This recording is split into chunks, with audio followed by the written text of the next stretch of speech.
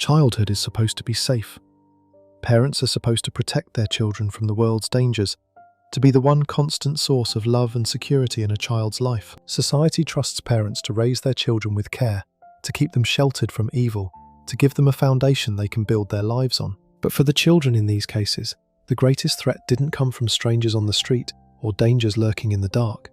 It came from the parent who sat across from them at breakfast, who drove them to school, who kissed them goodnight. The person who was supposed to protect them from monsters was the monster. The trust wasn't just broken, it was weaponized. These weren't crimes of passion or single acts of violence. These were systematic killing sprees that lasted years, sometimes decades. These crimes destroyed every memory these children had ever made, turned every moment of love into evidence of deception. They were committed by fathers who coached Little League and mothers who volunteered at church. People who had promised to love and protect their children above all else. Today, we're covering 25 children who discovered their parent was a serial killer. What you're about to hear will show you how completely evil can hide behind the face of love, how trust can become the perfect disguise, and how some betrayals are so deep that no amount of time can ever heal them. Case 1. Dennis Rader. On the morning of February 25, 2005, Kerry Rawson was getting ready for work at her apartment in Michigan. She was 26 years old, a schoolteacher, married, building a normal life. Her father, Dennis, was a compliance officer in Park City, Kansas, enforcing municipal codes and serving as president of Christ Lutheran Church. Kerry had grown up proud of her father. He showed up to her school events. He volunteered in the community. That morning, there was a knock on her door. FBI agents stood in the hallway. One of them asked, "Do you know who BTK is?" Then the agent told her the rest. "Your dad has been arrested as BTK." By the end of that conversation, Kerry would learn that her father had murdered 10 people over 17 years, and that her own DNA had been used to prove it. Dennis Lynn Rader was born March 9, 1945. He married Paula Dietz on May 22, 1971, at Christ Lutheran Church. They had 2 children, Kerry and her brother Brian. Dennis worked for ADT Security from 1974 to 1988, installing alarm systems in people's homes. Later, he worked for the city in code enforcement and animal control. He was known as someone who took his job seriously, citing people for minor violations, measuring grass height with a ruler, but people saw this as dedication. Dennis was also deeply involved at church. He served as congregation president, read Bible passages during services, seemed devout. What nobody knew was that Dennis had been leading a double life since January 15, 1974, when he broke into the home of the Otero family and murdered Joseph Otero Sr., 38, his wife Julie, 33, and 2 of their children, Joseph II, 9, and Josephine, 11. He strangled all 4 of them. Then he went home to his wife. He murdered Catherine Bright, 21, on April 4, 1974, then Shirley Vian, 26, on March 17, 1977, locking her children in a bathroom and strangling their mother. Then Nancy Fox, 25, on December 8, 1977. He called police after killing her to report the body. Dennis gave himself a name, BTK, Bind, Torture, Kill. After 1977, he went silent for 8 years. Then he killed Maureen Hedge, 53, on April 27, 1985. Vicky Wegerly, 28, on September 16, 1986. Dolores Davis, 62, on January 19, 1991. Then he stopped for 14 years. Kerry grew up during these years with no idea her father had killed anyone. She never knew about the locked box in his office that contained victims' driver's licenses, underwear, and photographs he had taken of their bodies. In 2004, Dennis started communicating with police again. He sent letters and packages. In February 2005, he sent a purple floppy disk to a television station. Police found metadata showing a document created by someone named Dennis at Christ Lutheran Church. They obtained Kerry's DNA from a pap smear at Kansas State University. It was a familial match to evidence from a Vicky Wegerly crime scene. Kerry's DNA proved BTK was her father. Dennis was arrested on February 25, 2005. He confessed immediately. On June 27, 2005, he pleaded guilty to 10 counts of first-degree murder. At sentencing on August 18, 2005, he described each murder in a flat voice, using the phrase, "putting them down," when talking about victims. Judge Gregory Waller sentenced him to 10 consecutive life sentences with a minimum of 175 years. Judge Waller told Dennis, "You, sir, are a black hole." Victim families screamed at him from the gallery. Dennis showed no remorse. Kerry's mother Paula filed for emergency divorce on July 26, 2005. The judge granted it the same day. Paula sold the family home and left Kansas. She never visited Dennis, never wrote, never called. Detective Tim Relf said, "Paula is a good and decent person. Her only mistake in life was to care for Dennis Rader." Kerry published A Serial Killer's Daughter in 2019 and Breaking Free in 2023. Her brother Brian has never spoken publicly. Dennis is now 80 years old, in solitary confinement at El Dorado Correctional Facility in Kansas. He will die there. And Kerry has spent 20 years trying to reconcile the father who taught her to ride a bike with the man who strangled 10 people and kept their belongings as trophies in a box she was never allowed to open. Kerry Rawson had no idea her father was BTK until FBI agents told her at her door. But the next children watched police dig up their backyard and pull body after body from the garden where they had played their entire lives. Case 2. Fred and Rose West. In February 1994, Stephen West was 20 years old, trying to make sense of his chaotic childhood. His father Fred had always been strange. His stepmother Rose had always been cold. Stephen had grown up at 25 Cromwell Street in Gloucester, England, with 8 siblings. His sister Heather had disappeared in June 1987 when she was 16. Fred and Rose told the children Heather had run away. Fred used her disappearance as a threat. "You'll end up under the patio like Heather if you don't behave." The children thought it was a dark joke. On February 24, 1994, police arrived with a warrant to search for Heather's remains. Fred pulled Stephen aside and said, "Look, son, look after Mum and sell the house. I've done something really bad." Stephen collapsed against the wall, sobbing. Within hours, police began pulling bodies from the garden, and they did not stop at one. Frederick West was born September 29, 1941. He married Rena Costello in 1962. They had 2 daughters, Charmaine and Anna Marie. In 1968, Fred met Rosemary Letts. She was 15. Fred was 27. Rose moved in with Fred. In 1970, she gave birth to Heather. Fred and Rose married in January 1972. By then, Fred had murdered Rena and buried her in a field. In summer 1971, 8-year-old Charmaine disappeared. Rose had murdered her while Fred was in prison, and Fred buried her body in the cellar. On June 1, 1972, Rose gave birth to May at 25 Cromwell Street. May was born into a house that was already a tomb. Between 1973 and 1979, Fred and Rose murdered at least 8 more young women. Victims included Linda Goff, 19, Carol Ann Cooper, 15, Lucy Partington, 21, Therese Siegenthaler, 21, Shirley Hubbard, 15, Juanita Mott, 18, Shirley Robinson, 18, who was pregnant with Fred's child, and Alison Chambers, 16. The West children played in the garden where these women were buried. They slept above a cellar full of corpses. In June 1987, Heather was fighting with her parents. On June 19th, Fred strangled her in the bathroom, dismembered her body, and buried her in the garden. Then he built a patio over the burial site. May helped her father build that patio, carrying bricks and mixing cement, having no idea what was underneath. The younger children made jokes at school about Heather being under the patio. Teachers reported this to social services. Detective Hazel Savage pushed for a warrant. On February 24, 1994, police began digging. They found human bones within hours. May was 21 when police told her. She went into shock. Police recovered 9 bodies from the property, plus Charmaine from the cellar. Later they found more victims at Fred's previous addresses. The total reached 12 murders. Fred was arrested February 25, 1994. Rose was arrested shortly after. Fred tried to take all the blame.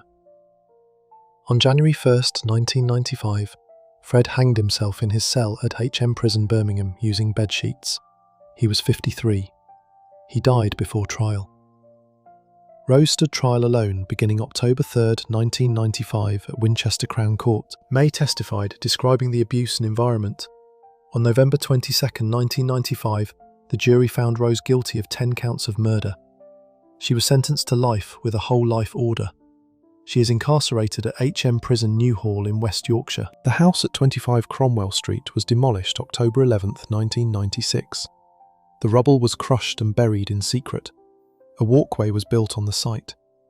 May published Love As Always Mum XXX in 2018, the title from how Rose signed prison letters. May had cosmetic surgery to change her appearance and changed her name. The surviving West children do not speak to each other. They spent their childhoods living above a mass grave, playing in a garden full of bodies, eating meals prepared by parents who were serial killers, and they never knew until police started digging. Mae West helped build the patio that covered her sister's grave without knowing what was underneath. But the next son was told the truth by detectives while serving as a US Marine, and he learned his father had used him as bait to lure victims. Case 3. Gary Ridgway. In late 2001, Matthew Ridgway was a 26-year-old US Marine stationed at Camp Pendleton in California. He was proud of his father, who had coached his soccer teams, who had seemed like a regular working-class dad. Gary Ridgway had worked at Kenworth Truck Factory in Renton, Washington for over 30 years as a spray painter. On November 30, 2001, Gary was arrested at work. Police had matched DNA from a 1987 saliva sample to semen on multiple murder victims. The next day, Detective Scott Strathy flew to California to interview Matthew. The detective told Matthew his father had been arrested for multiple murders. Matthew said he had no clue. He described his father as a great soccer dad. Then the detective told Matthew something worse. Gary had admitted to committing at least one murder while Matthew waited in the truck as a young boy. Gary had used photographs of Matthew to lure victims, showing photos to appear like a safe family man. And Gary had confessed he had considered killing Matthew too. Gary Leon Ridgway was born February 18, 1949. His IQ tested in the low 80s. He joined the Navy and married twice before meeting his third wife, Judith Mawson, in 1985 at the White Shutters Tavern on Pacific Highway South. They married in 1988. Matthew was from Gary's second marriage. Gary seemed devoted. He attended Matthew's soccer games, helped with homework, worked long hours. What Matthew did not know was that his father had been murdering women since 1982. Gary picked up sex workers and vulnerable women along Pacific Highway South. He strangled them during or after sex. He dumped their bodies in the Green River or in forests around South King County. He returned to have sex with decomposing bodies. Between 1982 and 1984, Gary killed more than 40 women. First victim was Wendy Lee Cofield, 16, found July 15, 1982. Then Opal Charmaine Mills, 16. Then victim after victim. In 1983, Marie Malvar, 18, disappeared. Her boyfriend and father followed Gary's truck but lost him. Police questioned Gary at his house and left. That was the closest they came to stopping him. In 1985, Gary met Judith. 2 days later, police questioned him as part of the Green River Task Force. He was released. Judith never knew. In 1987, police took hair and saliva samples and searched his home. Gary told Judith police were desperate. She believed him. After their 1988 marriage, Gary's killing slowed. Only 3 women were murdered during the marriage. What Matthew learned was that while Gary seemed like a normal father, he had been one of America's most prolific serial killers. Gary had brought Matthew along on drives, had Matthew wait in the truck while Gary murdered women nearby. Gary kept photos of Matthew in his wallet and showed them to potential victims to seem trustworthy. The realization that his father weaponized their relationship was devastating. On November 30, 2001, DNA technology matched Gary's 1987 sample to victim evidence. Microscopic spray paint spheres on victims matched paint from Kenworth. On November 5, 2003, Gary pleaded guilty to 48 counts of aggravated first-degree murder in a plea deal to avoid death. On December 18, 2003, Judge Richard Jones sentenced him to 48 consecutive life sentences without parole. Judge Jones said, "You have made it difficult for me to see you as a human being." Victim families gave impact statements. On February 18, 2011, A 49th murder charge was added for Rebecca Marrero, another life sentence. Gary is now 75, incarcerated at Washington State Penitentiary in Walla Walla. He will die there. Judith divorced him and changed her name. Matthew changed his last name and stayed out of public view. He served his country while his father murdered women. He was used as bait without knowledge, and he had to live with the fact that his father, who coached his soccer team, had killed at least 49 women and had considered adding Matthew to that list. Before we move on to the next case, make sure to subscribe if you're finding these stories as disturbing as I am. It helps us keep covering the cases that most channels won't touch. Matthew Ridgeway learned his father used photos of him to lure victims and had considered killing him, but the next daughter turned her own father in after years of online research connected him to cold cases in every town where her family had lived. Case 4. Melissa Moore. In the spring of 1995, Melissa Jesperson was a senior at Shadle Park High School in Spokane, Washington, thinking about college, about her future, about getting away from her complicated family. Her parents had divorced when she was young. Her father Keith was a long-haul truck driver, 6 feet 7 inches tall, intimidating in size, but gentle with his children. He had been absent for much of Melissa's childhood because of his job, driving routes across the country for weeks at a time. When he was home, he seemed like a regular dad, a little awkward, a little socially isolated, but he loved his kids. Melissa and her 2 siblings lived with their mother Rose. One afternoon, Rose gathered Melissa and her siblings in their grandmother's basement. She told them to sit down. Then she told them their father was in prison for murder. Melissa did not believe it at first. There had to be a mistake. Her mother insisted it was true. Keith had confessed to killing multiple women. Melissa demanded to see him. She needed to hear it from him directly. Rose arranged a jail visit. Melissa sat across from her father in the visiting room and looked him in the eye. She asked him if it was true. Keith looked at his daughter and said, "My best advice is to change your last name." That was the moment Melissa knew, hands down, that he was guilty. Keith Hunter Jesperson was born April 6, 1955, in Chilliwack, British Columbia. He grew up in Canada, moved to the United States, and became a long-haul truck driver. Between 1990 and 1995, he murdered at least 8 women across multiple states. His first victim was Tonja Bennett, 21, killed on January 21, 1990, near Portland, Oregon. Then an unidentified woman known only as Claudia in August 1992, near Blythe, California. Then Cynthia Lynn Rose in September 1992. Lori Ann Pentland, 26, in November 1992. Patricia Skipple, 45, in June 1993. Suzanne Kjellenberg, 34, in September 1994. Angela Subrise, 21, on January 27, 1995. And his girlfriend, Julie Ann Winningham, 41, in March 1995. Keith earned his nickname, the Happy Face Killer, by drawing smiley faces on confession letters he sent to media and police. Keith had married Rose in his early 20s. They had 3 children together, including Melissa. The marriage fell apart. Rose and the children knew Keith as a truck driver who was gone for long periods, who came home tired and distant, who struggled to connect with people. What they did not know was that Keith was picking up vulnerable women during his long-haul routes, murdering them and dumping their bodies in remote locations across the country. He strangled most of his victims. He would meet them at truck stops or bars, offer them rides, then kill them once they were alone in his truck. He disposed of bodies in rest areas, along highways, in places where they might not be found for weeks or months. In 1995, Keith confessed to police. He provided details about victims, locations, methods. He seemed to enjoy the attention. He wrote letters to newspapers. He drew the smiley faces. He wanted credit for what he had done. When Melissa visited him in jail and asked for the truth, Keith told her to change her last name because the name Jesperson would be infamous. That was his way of confirming everything. He was not denying it. He was not claiming innocence. He was telling his daughter to distance herself from him because of what he had done. Keith Jesperson pleaded guilty to multiple murders across different jurisdictions. He received life in prison for the murder of Julie Ann Winningham in Clark County, Washington, on October 18, 1995. He received additional life sentences for the murders of Tonja Bennett and Lori Ann Pentland in Oregon. On January 8, 2010, he received a fourth life sentence for the murder of Claudia in Riverside County, California. He is not eligible for parole until 2063. He is currently incarcerated at Oregon State Penitentiary in Salem. He will die in prison. Melissa changed her last name to Moore.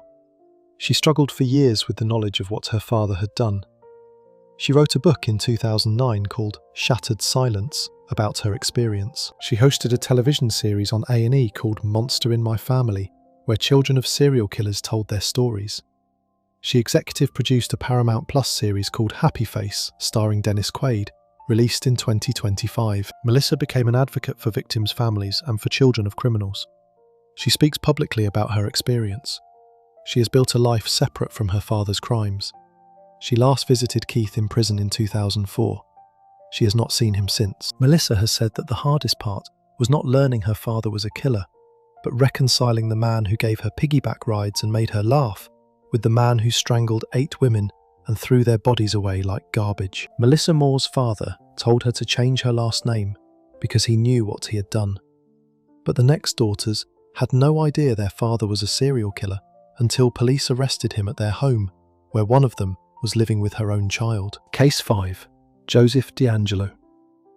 On the morning of April 24, 2018, police surrounded a house in Citrus Heights, California. Inside the house lived a 72-year-old man named Joseph DeAngelo, his adult daughter, and his granddaughter. Joseph was a former police officer who had retired from working as a truck mechanic at Save Mart supermarkets. His neighbours knew him as a grumpy old man who yelled at people to stay off his lawn. His daughters knew him as their father, strict and controlling but present in their lives. That morning, police arrested Joseph DeAngelo in his front yard. His daughter and granddaughter were inside when it happened. They had no idea why police were there.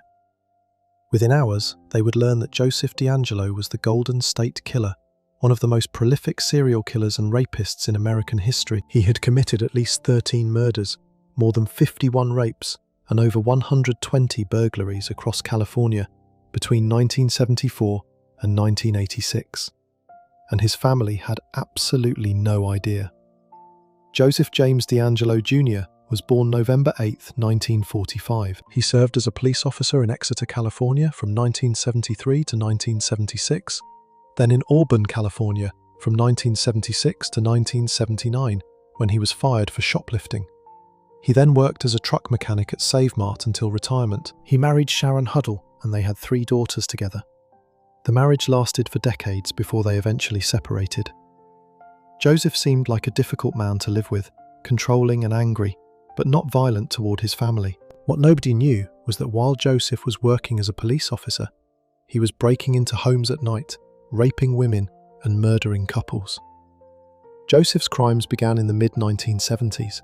He was known by different names in different regions: the East Area Rapist in Sacramento, the original Night Stalker in Southern California. He broke into homes in the middle of the night. He tied up victims. He raped women while their husbands or boyfriends were tied up in another room, forced to listen. He murdered couples in their beds. Victims included Claude Snelling, 45, shot on September 11, 1975. Brian and Katie Majori, murdered in 1978. Dr. Robert Offerman, 44, and Deborah Manning, 35, murdered in 1979. Lyman and Charlene Smith, murdered in 1980. Keith and Patrice Harrington, murdered in 1980. Manuela Withoon, 28, murdered in 1981. Sherry Domingo, 35, and Gregory Sanchez, 27, murdered in 1981. Janelle Cruz, 18, murdered on May 4, 1986. Joseph committed these crimes while working as a police officer and while raising his 3 daughters at home. The case went cold for decades. Investigators had DNA from crime scenes, but no matches in any database. Then in 2018, investigators tried something new. They uploaded crime scene DNA to a public genealogy website called GEDmatch. They identified distant relatives of the killer and built a family tree with the help of genealogist Barbara Ray Venter. The family tree led them to Joseph DeAngelo. Police collected DNA from his car door handle and from trash he left at the curb. The DNA matched. Joseph DeAngelo was the Golden State Killer. When Joseph was arrested on April 24, 2018, one of his adult daughters was living with him. His daughters had grown up with him, had brought friends to the house, had introduced him to their own children.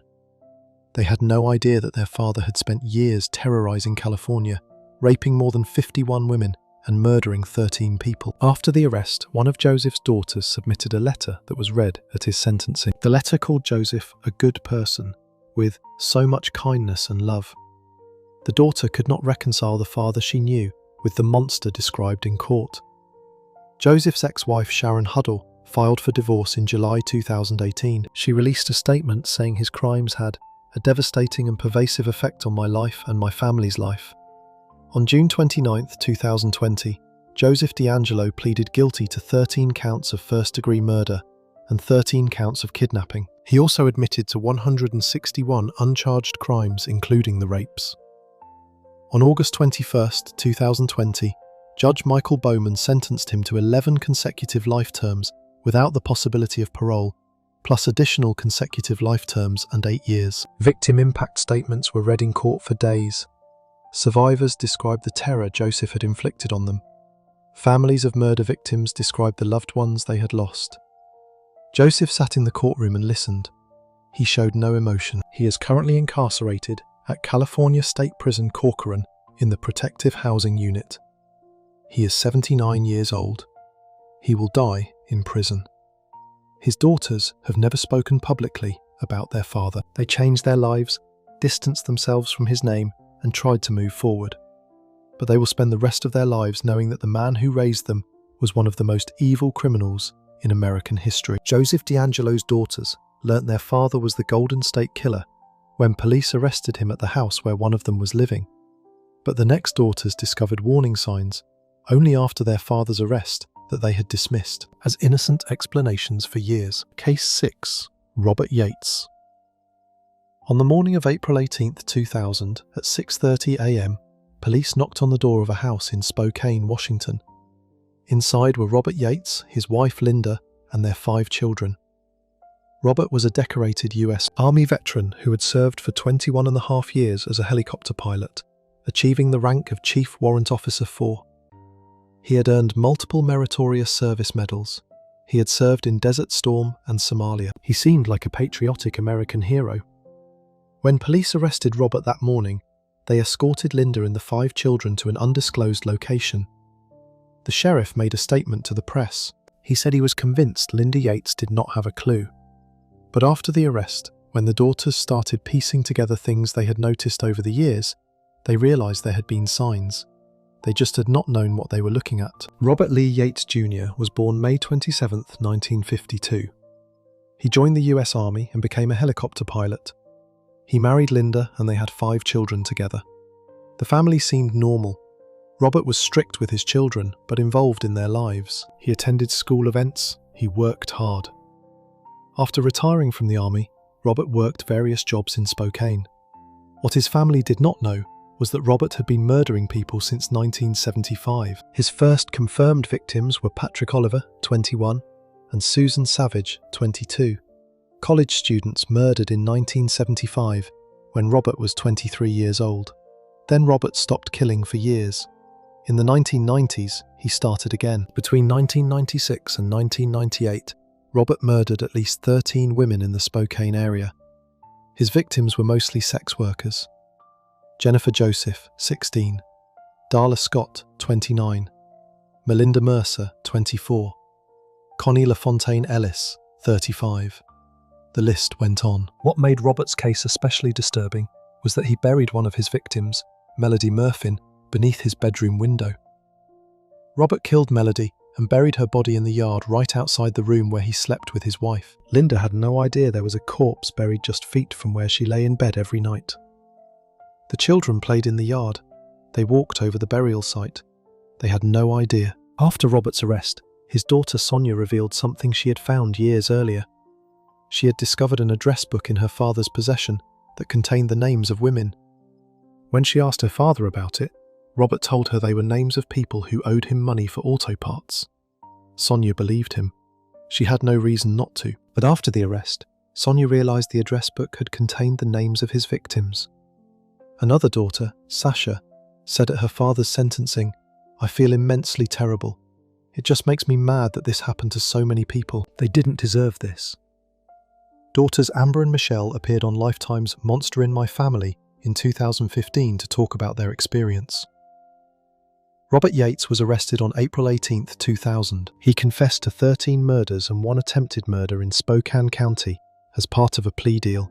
He received 408 years in prison for those crimes, but prosecutors in Pierce County charged him with 2 additional murders, the 1975 killings of Patrick Oliver and Susan Savage. Robert stood trial for those murders. On September 19, 2002, he was found guilty of 2 counts of aggravated first-degree murder. On October 3, 2002, he was sentenced to death. Robert sat on death row for years. In October 2018, Washington's Supreme Court ruled that capital punishment was unconstitutional.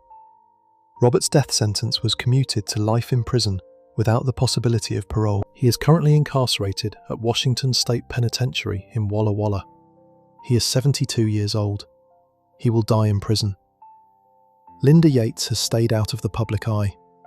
The children have tried to rebuild their lives away from their father's infamy, but they have to live with the knowledge that the decorated war hero who raised them, who taught them discipline and responsibility, was murdering women and burying them in the yard where they played. They have to live with the fact that they missed the signs, that the address book they saw was a list of victims, that the man who flew helicopters in service of his country also strangled women and left their bodies in vacant lots across Spokane. Before we move on to the next case, make sure to subscribe if you're finding these stories as disturbing as I am. It helps us keep covering the cases that most channels won't touch. Robert Yates's daughters found an address book with victims' names and believed their father's explanation that they were auto parts contacts. But the next son's DNA in a criminal database led police directly to his father, without the son ever knowing. He was providing the evidence that would solve a decades-old serial murder case. Case 7. Lonnie Franklin Jr. On July 7, 2010, Christopher Franklin was living his own life in Los Angeles when he heard the news. Police had arrested his father, Lonnie Franklin Jr., at the family home on 81st Street in South Los Angeles. The SWAT team had surrounded the house. Christopher saw it on television. Police were calling his father the Grim Sleeper, a serial killer who had murdered at least 10 women over 25 years, with a 14-year gap in the middle that gave him his nickname. Christopher knew his father as a former garbage collector and auto mechanic who loved classic cars. What Christopher did not know was that his father had been picking up vulnerable women, mostly black sex workers and drug addicts, raping them, shooting them, and dumping their bodies in alleys across South Los Angeles. And Christopher definitely did not know that his own DNA, collected years earlier during an unrelated arrest, had been the key to identifying his father as the killer. Lonnie David Franklin Jr. was born August 30, 1952. He served in the US Army and was stationed in Germany. After returning to the United States, he worked for the Los Angeles Department of Sanitation as a garbage collector. He married, had children including Christopher, and lived on 81st Street in South Los Angeles in a house with an orange door.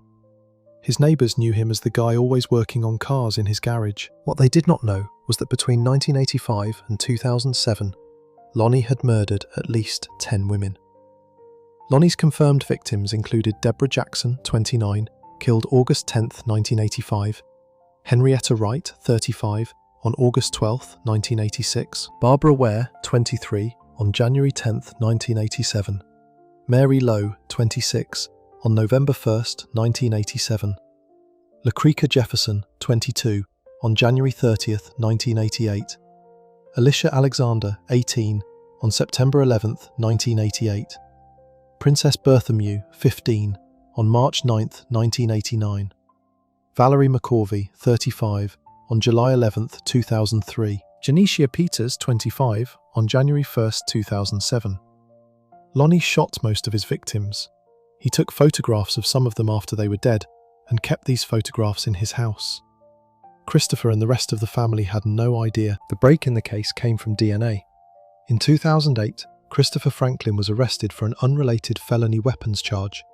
His DNA was collected and entered into California's DNA database. California allows familial DNA searching, which means investigators can search for partial DNA matches that indicate a close family member of a suspect. Christopher's DNA came back as a partial match to DNA evidence from the Grim Sleeper crime scenes. The DNA did not match Christopher himself, it matched someone in his family. Investigators built a family tree and identified Lonnie Franklin Jr. as the likely suspect. In July 2010, an undercover officer posed as a waiter at a pizza restaurant. When Lonnie left, the officer collected utensils and napkins Lonnie had used. The DNA matched the crime scenes. On July 7, 2010, police arrested Lonnie at his home. During the search, they found hundreds of photographs of women in various states of consciousness. Some appeared to be unconscious or dead. Police released some photos to the public, hoping to identify potential additional victims. Many of the women in the photographs have never been identified. Lonnie's trial began in February 2016. He was charged with 10 counts of murder and 1 count of attempted murder. The prosecution presented DNA evidence, ballistics evidence showing the same gun had been used in multiple murders, and testimony from a woman who survived an attack by Lonnie in 1988. She testified that Lonnie had picked her up, shot her, sexually assaulted her, and left her for dead. She survived and identified him.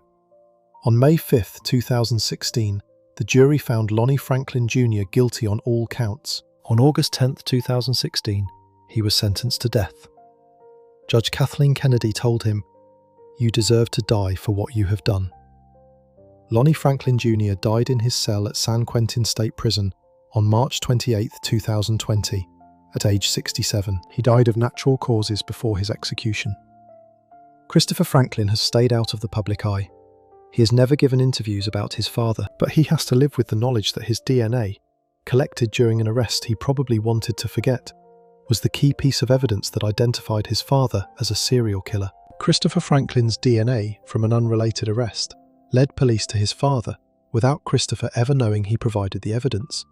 But the next daughter actively turned her father in after decades of research into cold cases across multiple states.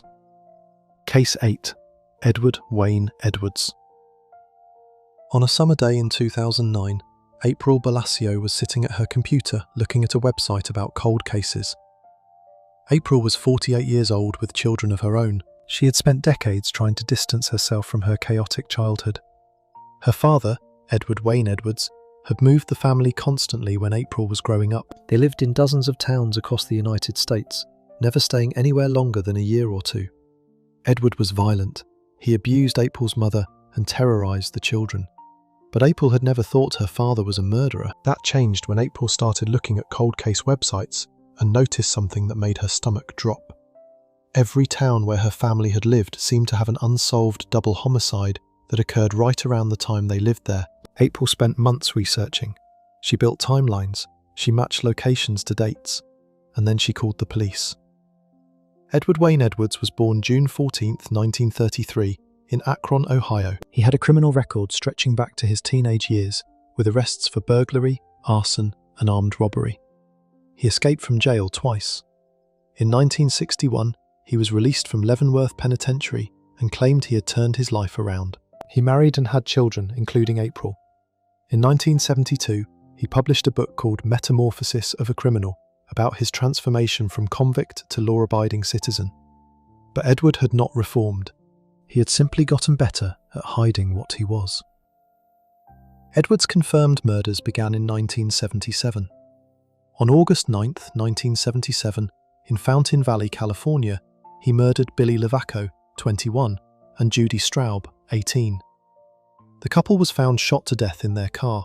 In 1980, Edward murdered Timothy Hack, 19, and Kelly Drew, 19, in Fort Atkinson, Wisconsin. The couple had been at a wedding reception. Their bodies were found months later. Timothy had been stabbed. Kelly had been strangled. In 1996, Edward murdered his foster son, 25-year-old Danny Boy Edwards, in Burton, Ohio. Edward collected a life insurance payout on Danny's death, which had been ruled accidental. Investigators believe he killed many more. April spent months researching before she called police. She was terrified of what it would mean to turn in her own father. But she kept thinking about the victims, about their families, about the fact that someone needed to be held accountable. In 2009, April called the Great Falls Police Department in Wisconsin and told a detective about her suspicions. She explained the pattern she had noticed. She gave them her father's name and the towns where they had lived. Detectives began investigating. They looked at the timeline April provided. They compared Edward's known locations to unsolved murders. The pattern was undeniable. On July 30th, 2009, Edward Wayne Edwards was arrested in Louisville, Kentucky. He was 76 years old. Investigators had evidence, DNA and witnesses. On January 14, 2010, Edward pleaded guilty to the murders of Timothy Hack and Kelly Drew. On April 8, 2010, he pleaded guilty to the murders of Billy Lovaco and Judy Straub. On September 1, 2010, he pleaded guilty to the murder of Danny Boy Edwards. Judge James L. Kluker sentenced Edward to death for the Wisconsin murders. Edward Wayne Edwards died in prison on April 7, 2011, at age 77, in the Corrections Medical Center in Columbus, Ohio. He died of natural causes. In his final interview, Edward told a reporter, "I killed those kids." He showed no remorse. April Balasio struggled with the decision to turn in her father. She told reporters years later that she felt guilty even though she knew it was the right thing to do. She wrote a book called A Serial Killer's Daughter, published in 2020. She described growing up with Edward, the constant moves, the violence, and the moment she realised her father was a serial killer. April has said she turned her father in for the families of the victims so they could finally have answers. April's younger sister has never spoken publicly. April's brother died by suicide years before Edward was arrested. The Edwards children grew up in a house with a man who was actively murdering people in every town they moved to, and they had no idea until April put the pieces together decades later. April Balasio spent years researching cold cases before she realised the pattern led back to her own father and turned him in. But the next son witnessed his father commit murder when he was just a child and was forced to help dispose of the body. Case 9. Joseph Kallinger. On January 8, 1975, 3 people were tied up in a house in Leonia, New Jersey. A man and his teenage son had broken into the home and terrorised the family. During the attack, the man murdered Maria Fasching, 21, a nurse who happened to be visiting. The man's son stood there and watched. The man was Joseph Kallinger, 39, a shoemaker from Philadelphia. The son was Michael Kallinger, 13 years old. Michael did not want to be there, but his father had forced him to come along, had threatened him, had told him that if he did not participate, he would be killed too. Michael was a child, terrified of his father, doing what he was told to survive. When police arrested Joseph Kallinger 2 weeks later, Michael was arrested with him. Michael was 13 years old, charged as an accomplice in multiple crimes including murder. Joseph Kallinger was born December 11, 1935, and was placed in foster care as an infant. He was adopted by Stephen and Anna Kallinger. The adoption was abusive. Joseph claimed he was beaten regularly and sexually assaulted. As a teenager, Joseph suffered a serious head injury when construction equipment fell on him. After the injury, Joseph began experiencing severe headaches and reported hearing voices. He married, had children, and worked as a shoemaker in Philadelphia. He seemed functional on the surface, but Joseph was deeply disturbed. He abused his own children. His son Michael was terrified of him. In 1972, Joseph's 14-year-old son, Joey Kallinger Jr., died under suspicious circumstances. The official cause was ruled as drowning, but investigators suspected Joseph had killed his own son, possibly by holding his head underwater. No charges were filed. On July 7, 1974, Joseph took his son Michael, who was 12 years old, on what Michael thought was a road trip. Instead, Joseph committed a series of armed robberies and sexual assaults in Pennsylvania, New Jersey, and Maryland. Michael was forced to participate. Joseph would break into homes, tie up residents, rob them, and sexually assault the women. He forced Michael to watch and help tie people up. Michael was a child, being used as an accomplice in horrific crimes. The crimes escalated. On January 8, 1975, Joseph and Michael broke into a home in Leonia, New Jersey. Joseph tied up Dee Dee Romaine, her son, a friend, and Maria Fasching, 21, who was visiting. Joseph demanded money and sexually assaulted one of the women. Then he took Maria to the basement and stabbed her to death. Michael was upstairs, but could hear what was happening. They fled. Maria's body was discovered by the other victims after they freed themselves. Joseph and Michael continued their crime spree. On January 17, 1975, they broke into another home in Leonia. This time, one of the victims managed to free himself and fought back. Joseph and Michael escaped, but the victim provided descriptions to police. Based on tips, police arrested Joseph Kallinger and Michael Kallinger in Philadelphia on January 17, 1975. Joseph was charged with murder, kidnapping, robbery, and sexual assault. Michael was charged as an accomplice, but Michael's public defender argued that Michael was a victim, not a willing participant. Michael had been abused by his father his entire life.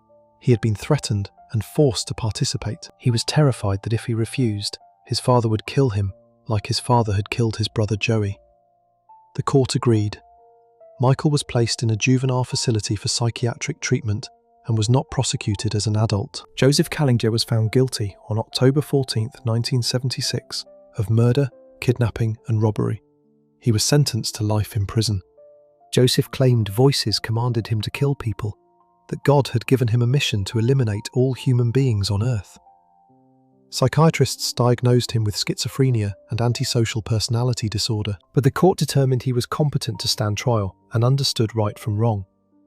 Joseph Kallinger died on March 26, 1996, at age 59, in the prison infirmary at State Correctional Institution Cresson in Pennsylvania. He had suffered a seizure. Michael Kallinger was released from juvenile detention when he turned 18. He changed his name. He has never spoken publicly about his father or about the crimes he was forced to participate in. Psychologists who studied the case noted that Michael was one of the youngest accomplices to a serial killer ever documented, and that his situation was unique because he was not a willing participant. He was a child victim of his father's violence, who was forced to witness and assist in terrible crimes.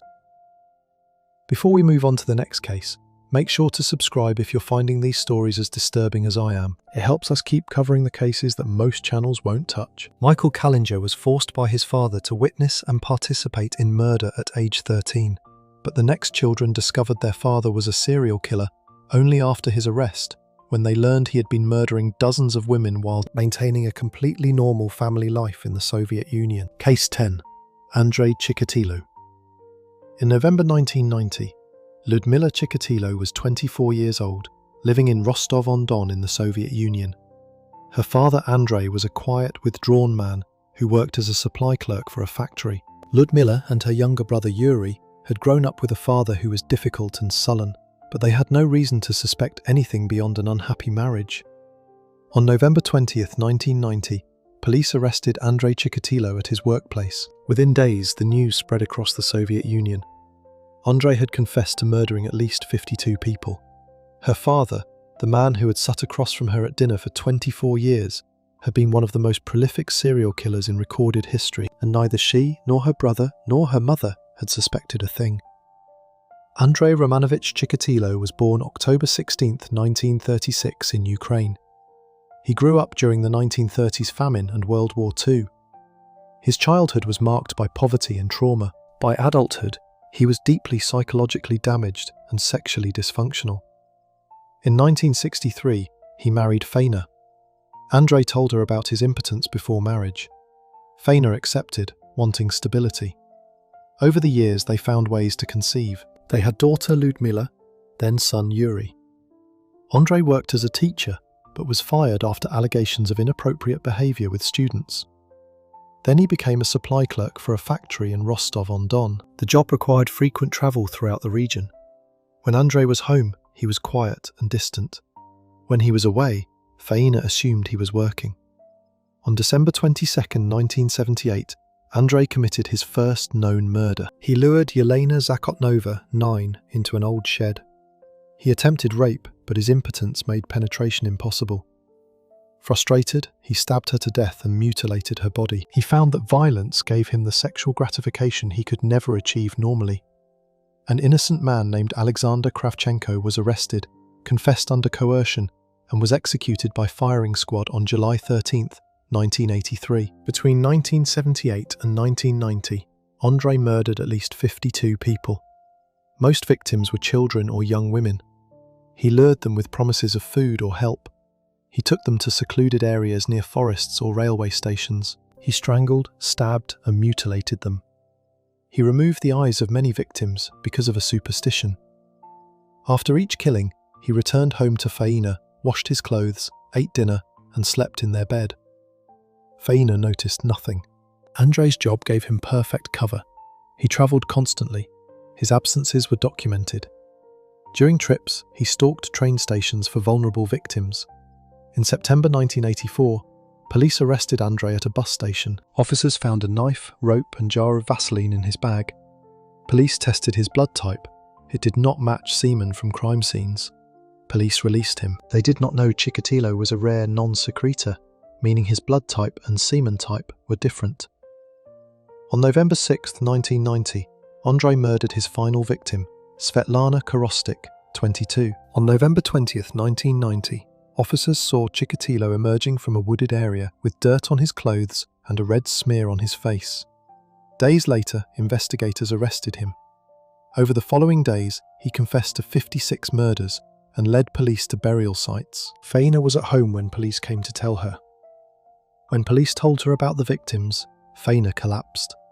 She told investigators, "I could never imagine him being able to hurt one person, let alone 53. Andrei's trial began in April 1992. He was held in an iron cage in the courtroom. Andrei's behaviour was erratic. He ranted, sang, and exposed himself. Victims' families screamed from the gallery. On October 15, 1992, Andrei was found guilty of 52 murders and sentenced to death for each count. On February 14, 1994, Andrei was executed by a single gunshot to the back of the head. He was 57 years old. Faina changed her name and moved away. Yuri changed his surname to his mother's maiden name. Ludmila also distanced herself from the family name. Ludmila and Yuri Chikatilo learned their father murdered at least 52 people over 12 years, while maintaining a completely normal domestic life. But the next daughter discovered her father was a serial killer when police showed her photographs of her own mother participating in the murders. Case 11. Mikhail Popkov. In the summer of 2012, Ekaterina Popkova was living in Irkutsk, Russia. Her parents had divorced years earlier. Her father, Mikhail Popkov, had been a police officer in Angarsk. Ekaterina remembered him as strict and controlling. On June 23, 2012, police arrested Mikhail Popkov. Ekaterina saw it on the news. Her father was being charged with multiple murders. At first, Ekaterina thought there had been a mistake. Her father had been a police officer for 20 years. He had worked in the Criminal Investigation Department. But as details emerged, Ekaterina learned the truth. Her father had been using his police uniform and position to lure women into his car, where he raped and murdered them. The confirmed body count would eventually reach 83 victims, making Mikhail Popkov one of the most prolific serial killers in history. Mikhail Viktorovich Popkov was born March 7, 1964, in Angarsk, Russia. He served in the Soviet military, then joined the police force in Angarsk in 1986.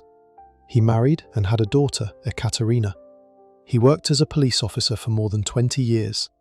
His colleagues described him as a good officer, dedicated to his job. What they did not know was that Mikhail had been murdering women since 1992. Mikhail would drive around Angarsk at night in his police car or personal vehicle. He would approach women who were walking alone, often women who had been drinking. He would offer them a ride, sometimes flashing his police badge. Once the women were in his car, Mikhail would drive them to a secluded area. He would rape them, then kill them, usually by striking them with an axe or strangling them. He would dispose of their bodies in forests or fields around Angarsk. Between 1992 and 2010, Mikhail murdered at least 83 women. Mikhail later told investigators that he believed he was cleansing the streets of immoral women. He targeted women he perceived as prostitutes or women out late at night drinking. He saw himself as a moral enforcer. This twisted justification allowed him to continue killing for nearly 2 decades, while maintaining his job and his role as a father at home. The investigation had been ongoing for years. Police had DNA evidence from multiple crime scenes but no matches. Then, in 2012, investigators decided to test the DNA of local police officers who had been working in the area during the murders. On June 23, 2012, Mikhail Popkov's DNA came back as a match. Police arrested him immediately.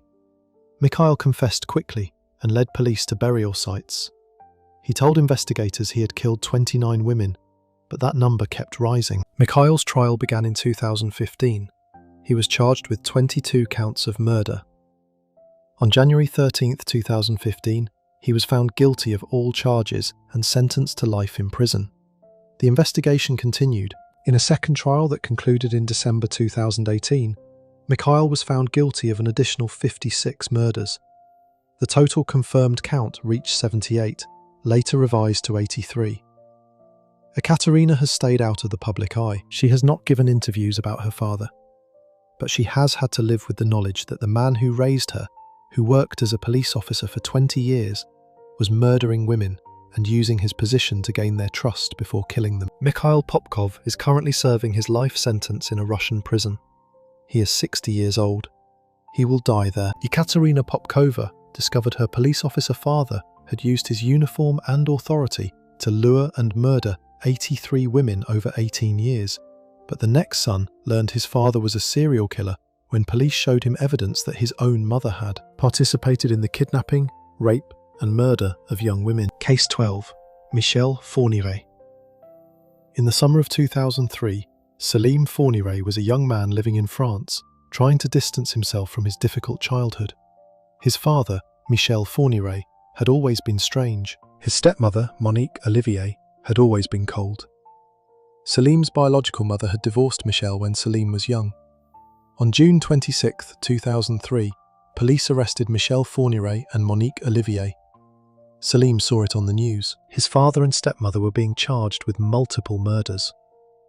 Then investigators showed him evidence. They showed him testimony from Monique describing how she had helped Michel lure young women and teenage girls into their van, where Michel would rape and murder them. Monique had participated. She had watched, and sometimes she had helped dispose of the bodies. Salim realised that his stepmother was his father's accomplice. Michel Paul Fourniret was born April 4, 1942, in Sedan, France. He married his first wife and had a son, Salim. The marriage fell apart when Michel's wife discovered he had been arrested for sexual assault. In 1987, Michel married Monique Olivier. Monique was quiet and submissive, completely devoted to Michel. What Salim did not know was that Michel and Monique had an arrangement. Monique would help Michel find victims. In exchange, Michel promised he would not harm Monique or her son from a previous relationship. Between 1987 and 2003, Michel Fourniret, with Monique's assistance, murdered at least 9 young women and girls in France and Belgium. Victims included Isabelle Laville, 17, Fabienne Leroy, 20, Natasha Danet, 13, Céline Saison, 18, and Mananya Thumpong, 13. Michel would drive around in a van with Monique. Monique would approach young women or teenage girls and ask them for directions or offer them a ride. Once the victims were in the van, Michel would drive them to a secluded area. He would rape them, then strangle them or shoot them. Monique would watch. Sometimes she would help restrain the victims. After the murders, they would bury the bodies in remote locations, including in the grounds of a chateau Michel owned in Belgium. The investigation began when a teenage girl escaped from Michel's van in 2003. She went to police and described what had happened. Police investigated Michel and Monique and searched their property. They found evidence linking them to multiple disappearances. On June 26, 2003, police arrested both of them. Monique confessed immediately. She provided details about the murders and led police to burial sites. She showed no remorse. Michel eventually confessed to some of the murders. Michel's trial began in 2008. On May 28, 2008, he was found guilty and sentenced to life in prison without the possibility of parole. Monique was also tried and convicted. She received a life sentence. Michel Fourniret died in prison on May 10, 2021, at age 79. Monique Olivier is still alive, serving her life sentence in a French prison. Salim Fourniret has never spoken publicly. He has had to live with the knowledge that his father was a serial killer and that his stepmother was an active participant. Investigators discovered that Monique had helped Michel lure and murder young women because she believed it was the only way to keep Michel from harming her or her own son. She had sacrificed other people's daughters to protect herself and her child. Before we move on to the next case, make sure to subscribe if you're finding these stories as disturbing as I am. It helps us keep covering the cases that most channels won't touch. Michel Fourniret learned that his stepmother had actively participated in his father's murder spree by luring young women into their van. But the next daughter and son grew up living with their father while he murdered dozens of young women and kept their belongings as trophies in a locked space in their home. Case 13. Ted Bundy. In the autumn of 1986, Molly Kendall was a young woman trying to build her own life, far away from the nightmare that had defined her childhood. When Molly was 3 years old, in 1969, her mother, Elizabeth Klopfer, met a charming young man named Ted Bundy at a bar in Seattle. Ted became a constant presence in their lives. He played with Molly, he read her bedtime stories, he took her to the zoo. For years, Molly called Ted her dad. She loved him. What Molly did not know was that while Ted was tucking her into bed at night, he was also murdering young women who looked like her mother. Between 1974 and 1978, Ted Bundy killed at least 30 women, and for much of that time, he was living with Molly and Elizabeth, acting like a normal boyfriend and father figure. Theodore Robert Bundy was born November 24, 1946, in Burlington, Vermont. He was intelligent and charismatic, studying psychology at the University of Washington. In 1969, he met Elizabeth Klopfer at the Sandpiper Tavern in Seattle. Elizabeth was a 24-year-old divorced single mother with 3-year-old Molly. Ted was 22. He became a father figure to Molly. He seemed devoted and reliable. Elizabeth fell deeply in love with him. In 1974, Ted began killing. On January 4th, he broke into Joni Lentz's apartment and beat her with a metal rod. She survived with permanent brain damage. Then Linda Ann Healy, 21, Donna Gail Manson, 19, Susan Rancourt, 18, and others disappeared. On July 14, 1974, 2 women vanished from Lake Sammamish State Park. Witnesses saw a handsome man with his arm in a sling asking women to help him load a sailboat. He introduced himself as Ted. Janice Ott, 23, was seen leaving with him. Denise Nasland, 18, disappeared from the same park that afternoon. Elizabeth saw the composite sketch in the newspaper. It looked like Ted. The name was Ted. He drove a VW Beetle like witnesses described. Elizabeth called the King County Police tip line. They did not follow up. Elizabeth tried to convince herself she was paranoid, but she noticed things. Ted kept plaster of Paris, had crutches though not injured, surgical gloves in his car, a meat cleaver under the seat. Ted always had explanations. In fall 1974, Ted moved to Utah for law school. The disappearances continued there. On August 16, 1975, Ted was pulled over for a traffic violation. Officer Bob Hayward noticed handcuffs, ice pick, crowbar, pantyhose with eye holes. Ted was arrested. Carol DeRonch, who had escaped an attempted abduction, identified him. In February 1976, Ted was convicted of aggravated kidnapping and sentenced to 1 to 15 years. In January 1977, Ted was charged with murder in Colorado. On June 7, 1977, he jumped from a courthouse window and escaped. He was recaptured 8 days later. On December 30, 1977, he escaped again and fled to Florida. On January 15, 1978, Ted broke into the Chi Omega sorority house at Florida State University. In 15 minutes, he attacked 4 women. Margaret Bowman, 21, and Lisa Levy, 20, were beaten to death. Kathy Kleiner and Karen Chandler survived with severe injuries. Less than an hour later, Ted attacked Cheryl Thomas 8 blocks away. On February 9, 1978, Ted abducted and murdered Kimberly Leach, 12. She was his final victim. Ted was arrested on February 15, 1978. His trial began in June 1979. Bite marks on Lisa Levy's body matched Ted's teeth. On July 24, 1979, Ted was found guilty and sentenced to death. He was also convicted for Kimberly Leach's murder. From death row, Ted called Elizabeth late one night. He said he had tried to kill her once. He told her that one night when she was sleeping, he closed the damper on the fireplace and turned on the gas. She woke up coughing and opened a window, saving herself without realizing. Elizabeth hung up. On January 24, 1989, Ted Bundy was executed in Florida's electric chair. He was 42 years old. Days before execution, he confessed to 30 murders. Molly, now an adult, intercepted Ted's final letter to Elizabeth and burned it. In 2020, Elizabeth and Molly spoke publicly for the first time in Falling for a Killer.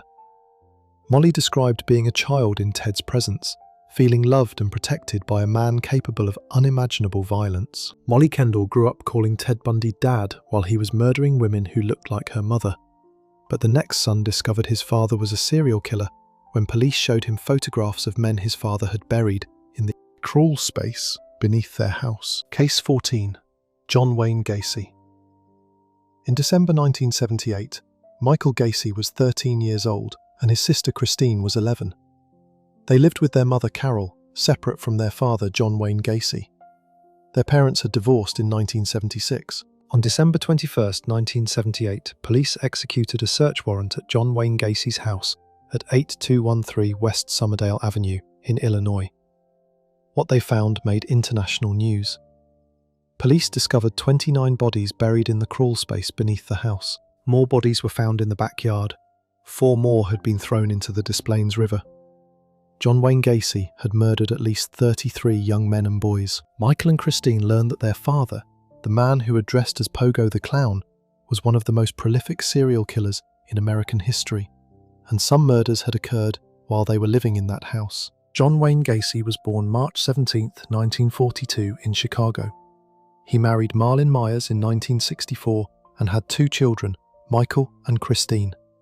In 1968, Gacy was convicted of sexually assaulting a teenage boy and sentenced to 10 years. Marlyn divorced him. Gacy served 18 months and was released in 1970. In 1972, Gacy married Carol Hoff. They purchased the house at 8213 West Summerdale Avenue. Michael and Christine visited their father there. They knew him as a successful businessman who ran PDM contractors. He dressed as Pogo the Clown and entertained children at hospitals. He seemed like a pillar of the community. Carol began noticing Gacy bringing teenage boys to the house. He claimed they were employees. She found homosexual pornography. She confronted him. The marriage deteriorated and they divorced in 1976.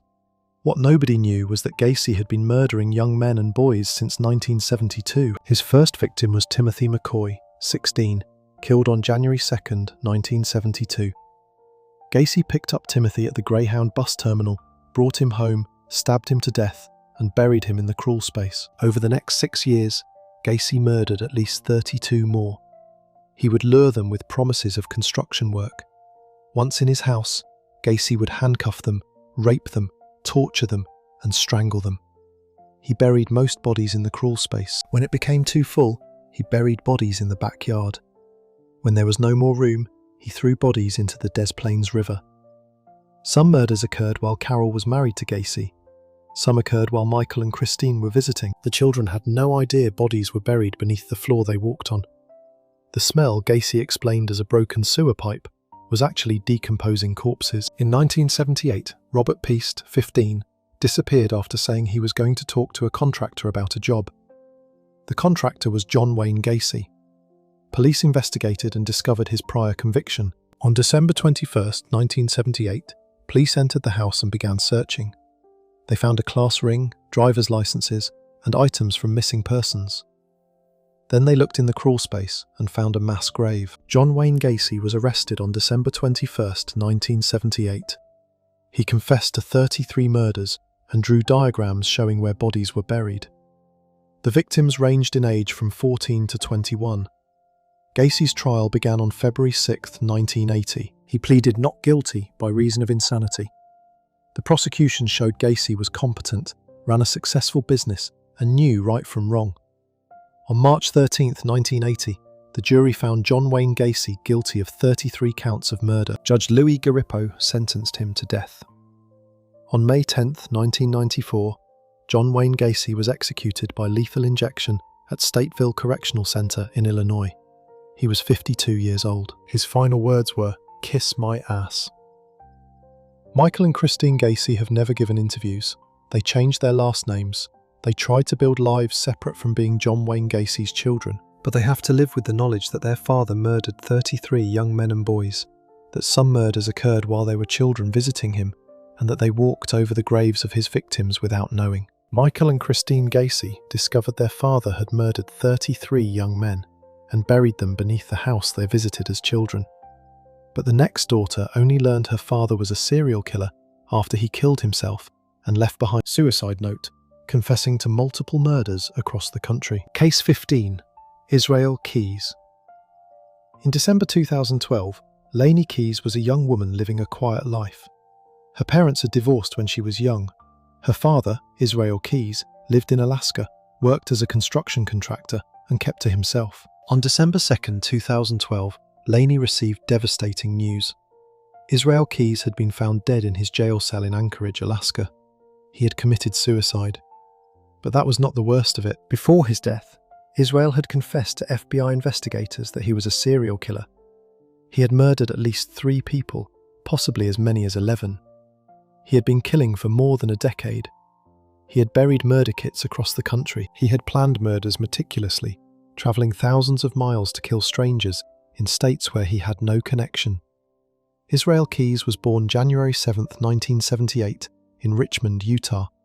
He grew up in a strict religious household that moved frequently. Israel joined the US Army in 1998 and served for several years before being discharged.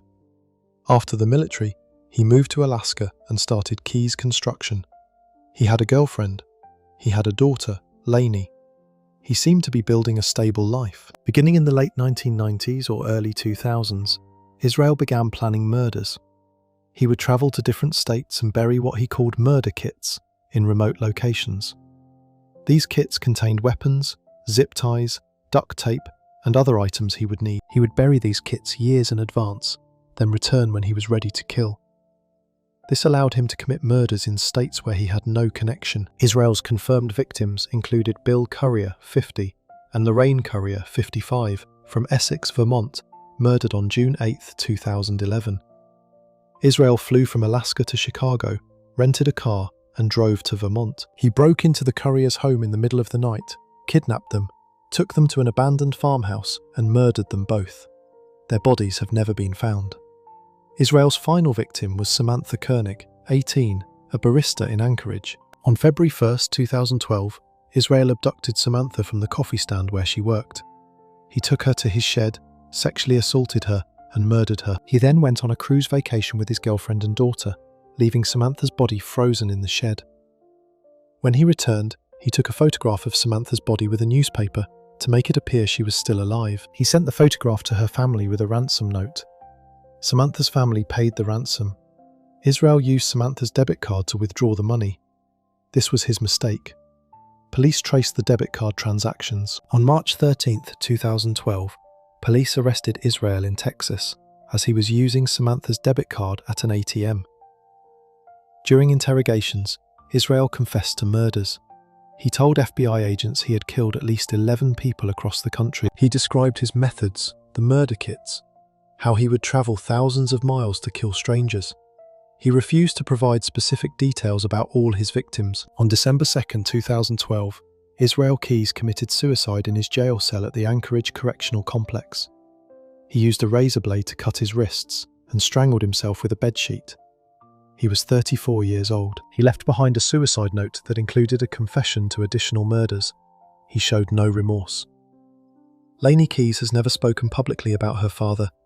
She was a child when he was arrested and when he died. She has had to live with the knowledge that her father was a serial killer who planned murders years in advance, who travelled across the country to kill strangers, who buried weapons in remote locations so he could return and kill again.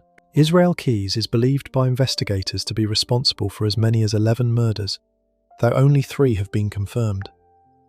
Before we move on to the next case, make sure to subscribe if you're finding these stories as disturbing as I am. It helps us keep covering the cases that most channels won't touch. Lainey Keyes learned her father was a methodical serial killer who buried murder kits across the country and killed strangers thousands of miles from home.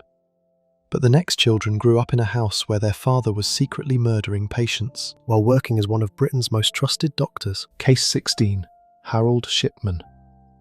In June 1998, the 4 adult children of Dr. Harold Shipman were living across England, proud of their father, who had been a respected GP in Hyde, Greater Manchester, for over 20 years. On September 7, 1998, police arrested Harold Shipman at his home. His children saw it on the news. Their father was being charged with murder. At first, they thought there had been a terrible mistake, but as the investigation unfolded, they learned the truth. Their father had been murdering his patients for more than 20 years. The confirmed body count would reach at least 215 victims, possibly as many as 250. Harold Shipman was Britain's most prolific serial killer. Harold Frederick Shipman was born January 14, 1946, in Nottingham. He graduated from Leeds School of Medicine in 1970 and married Primrose May Oxtoby in 1966. They had 4 children together. In 1975, Harold became addicted to pethidine and was caught forging prescriptions. He was fired, convicted, and ordered to undergo rehabilitation. After rehabilitation, Harold was allowed to continue practicing. In 1977, he took a position as a GP in Hyde. People loved Dr. Shipman. What nobody knew was that Harold had begun killing patients. Between 1975 and 1998, Harold murdered at least 215 patients, possibly as many as 250. The vast majority were elderly women. During house calls, he would inject patients with lethal doses of diamorphine, medical-grade heroin. Patients would die within minutes. Harold would record false information in medical records, inventing symptoms to make death seem natural. He signed death certificates himself. Because Harold was a trusted doctor, and most victims were elderly, nobody questioned the deaths. Primrose worked at the surgery. She scheduled Harold's house calls and filed death certificates. She never suspected. The sheer scale made it invisible. Then Harold made a mistake. On June 24, 1998, he murdered Kathleen Grundy, 81. Kathleen was healthy and active, a former mayoress. But Kathleen's will had been changed to leave her entire estate of £386,000 to Harold Shipman. Kathleen's daughter, Angela Woodruff, was a solicitor. The will was typed with spelling errors and awkward phrasing. Angela went to police. Police interviewed Harold. A forensic examiner determined the will was typed on a typewriter found in Harold's home. The signatures were forged. On September 7, 1998, police arrested Harold. Police exhumed Kathleen's body and found lethal diamorphine levels.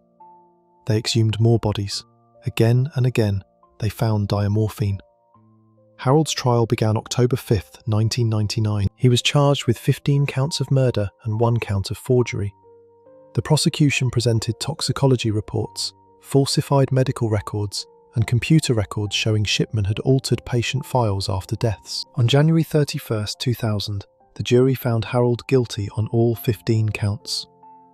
Judge Mr. Justice Forbes sentenced him to life imprisonment, recommending he never be released. The British government launched the Shipman inquiry. The inquiry concluded Harold murdered at least 215 patients. The killing spree began in 1975 and continued until 1998. On January 13, 2004, Harold hanged himself in his cell at HMP Wakefield. He was 57 years old. He left no note, never confessed, never showed remorse. Primrose's life fell apart. She lost her home, lost Harold's pension, moved frequently, escaping media attention. For years, she maintained Harold's innocence. The Shipman children changed their surnames. Primrose still lives in England, location secret. Harold Shipman's 4 children learned their father had murdered at least 215 patients over 23 years while coming home to family dinners every night. But the next mother and sister discovered their son and brother was a serial killer when police found bodies of sex workers in his mother's house where he still lived as an adult. Case 17. Joel Rifkin. In June 1993, Jan Rifkin was living in her home in East Meadow, Long Island, with her adult son Joel, who was 34 years old. Joel had been adopted as an infant by Jan and her husband Ben in 1959. Joel had grown up isolated and bullied. He still lived at home. Ben had died in 1987. Joel's sister Jean had her own life but visited regularly. Jan worried about Joel. He was withdrawn and spent most of his time alone or driving around at night. Jan thought Joel was just lonely. She had no idea that Joel had been murdering sex workers since 1989 and bringing their bodies back to the house where she lived. Joel David Rifkin was born January 20, 1959, and was adopted 3 weeks later. He grew up in East Meadow. Joel was dyslexic, clumsy, and relentlessly bullied. By high school, Joel had no friends. After graduating, Joel attended community college but dropped out. In 1987, Ben died. Joel continued living with Jan. He started driving around at night picking up sex workers. On February 20th, 1989, Joel picked up a sex worker and brought her back to his house. He strangled her to death in his bedroom. Jan was asleep in another room. Over the next 4 years, Joel murdered at least 16 more women, possibly 17. His victims were sex workers he picked up in Manhattan or on Long Island. He would strangle them in his truck or bring them to the house and kill them there. He would keep the bodies for days or weeks, sometimes dismembering them in the garage or basement. Then he would dispose of the bodies around New York and New Jersey. Jan had no idea. She lived in the same house where Joel was bringing bodies. She walked past the garage where Joel dismembered victims. Sometimes there were strange smells.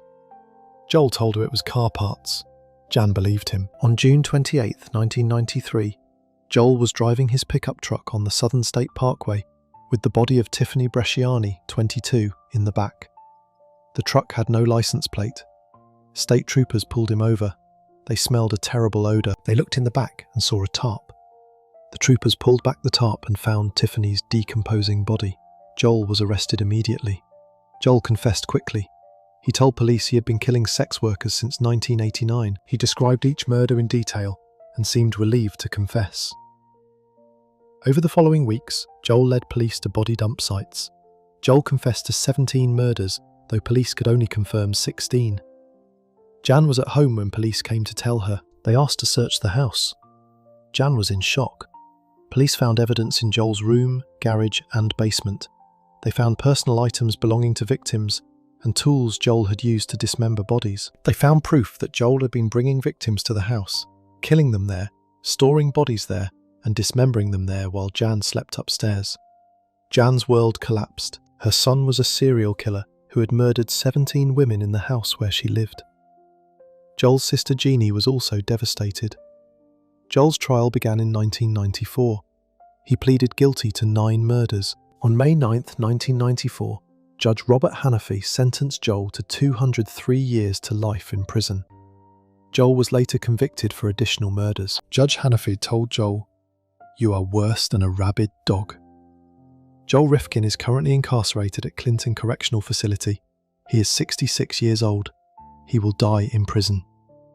Jan Rifkin eventually moved away and changed her name. She has never given a public interview.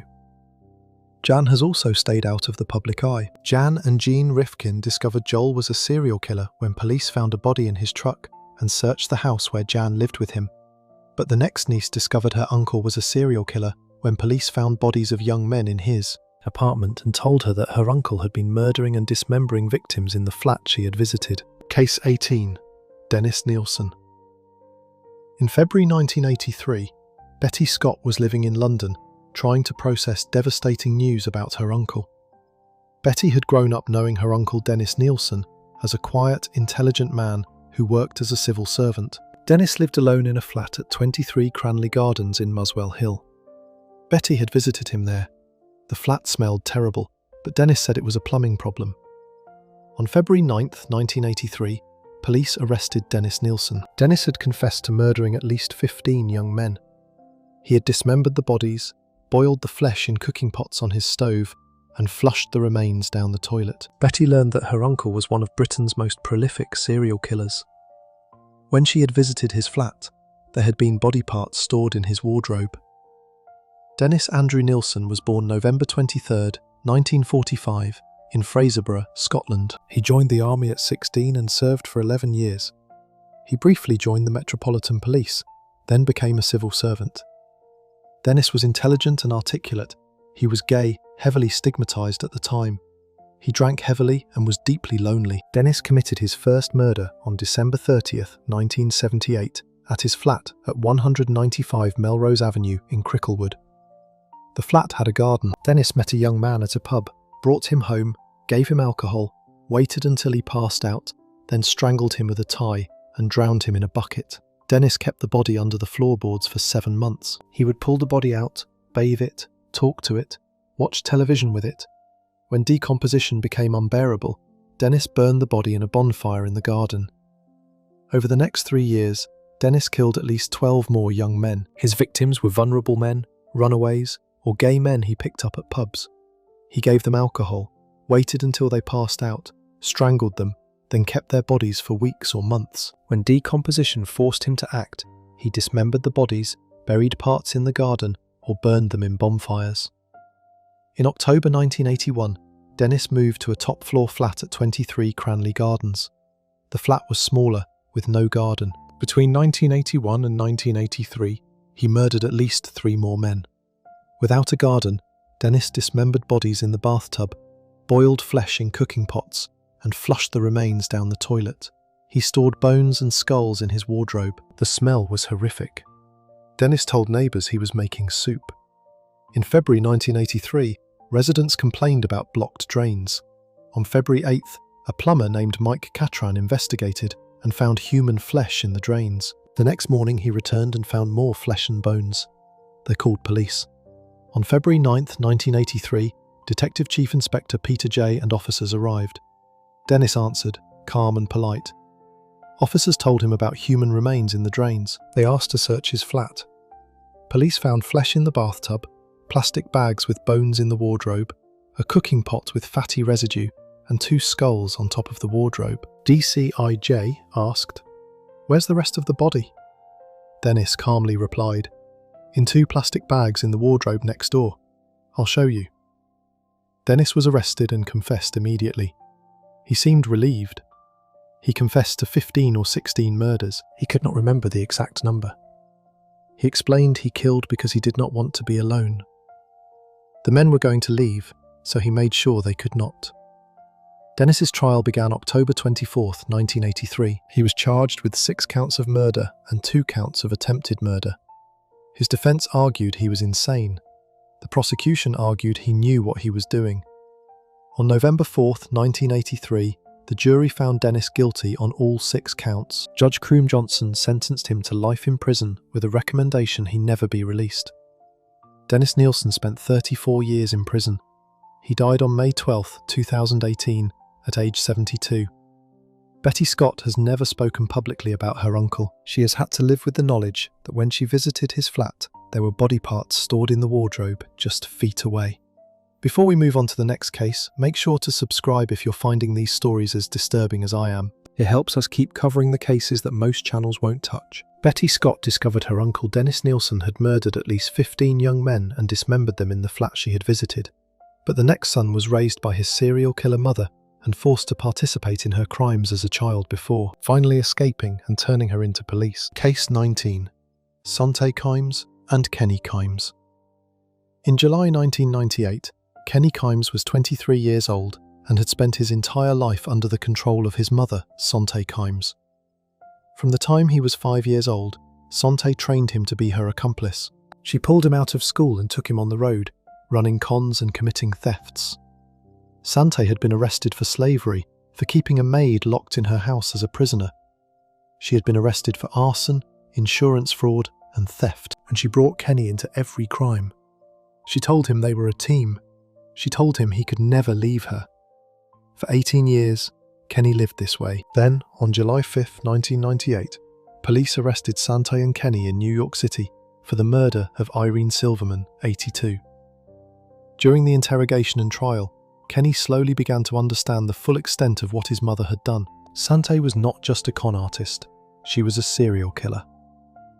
Sante Kimes was born July 24, 1934, in Oklahoma City. She grew up poor and determined to escape poverty by any means necessary. In 1971, she married Kenneth Kimes Sr., a wealthy businessman. They had a son together, Kenneth Kimes Jr., born in 1975. Kenny was Sante's tool from the beginning. She homeschooled him, which meant she taught him how to commit crimes. She trained him to shoplift, to forge documents, to lie to police. In 1985, Sante was convicted of slavery. She had brought a maid from Mexico and kept her imprisoned in the Kimes home. Sante served 3 years in prison. When she was released, she went right back to crime and Kenny went right back to helping her. In 1994, Kenneth Kimes Sr. died. Sante inherited his fortune, but it was not enough. She and Kenny began targeting elderly property owners. They would identify wealthy older people living alone in valuable homes. Sante would befriend them, gain their trust. Then she and Kenny would forge documents to transfer property into Sante's name. If the victims resisted, Sante killed them. The first confirmed victim was David Kasdan, a former business partner. On March 14, 1998, David was found shot to death in a dumpster near Los Angeles International Airport. Kenny helped dispose of the body. Then Sante set her sights on Irene Silverman, an 82-year-old widow who owned a valuable mansion at 20 East 65th Street in Manhattan. In May 1998, Sante and Kenny checked into the mansion, which Irene ran as a boarding house. Irene became suspicious. They asked invasive questions about her finances. Irene told friends she was going to evict them. On July 5, 1998, Irene Silverman disappeared. She was last seen entering her mansion at 12:30 p.m. That evening, police stopped Sante and Kenny in a Lincoln town car. When police searched the car, they found Irene's personal papers, forged deeds transferring the mansion to Sante's name, a stun gun, handcuffs, syringes, and a notebook detailing their plan. Police arrested them immediately. During interrogation, Kenny began to crack. For his entire life, Sante had controlled him, but now, separated from her, Kenny started to see the truth. Police told Kenny he could spend the rest of his life in prison, protecting a woman who had used him. Irene's body was never found, but prosecutors believed Sante and Kenny had strangled Irene, stuffed her body in a bag, and disposed of it somewhere in New York City. Sante and Kenny's trial began in March 2000. Kenny's defense attorneys argued he was a victim of Sante's manipulation, that he had been brainwashed since childhood. Sante represented herself and claimed she was innocent. On May 18, 2000, the jury found both guilty of murder. Judge Herbert Altman sentenced them both to life in prison without parole. Judge Altman told Sante, "You are a sociopath and a predator." After conviction, investigators linked them to other murders. In 2004, both pleaded guilty to David Kasdan's murder to avoid the death penalty. Kenny was sentenced to an additional 120 years. In prison, Kenny cooperated with authorities. He described how Sante had controlled him his entire life. He expressed remorse. Sante Kimes died in prison on May 19, 2014, at age 79. She never showed remorse. Kenny Kimes is currently incarcerated at Richard J. Donovan Correctional Facility in San Diego.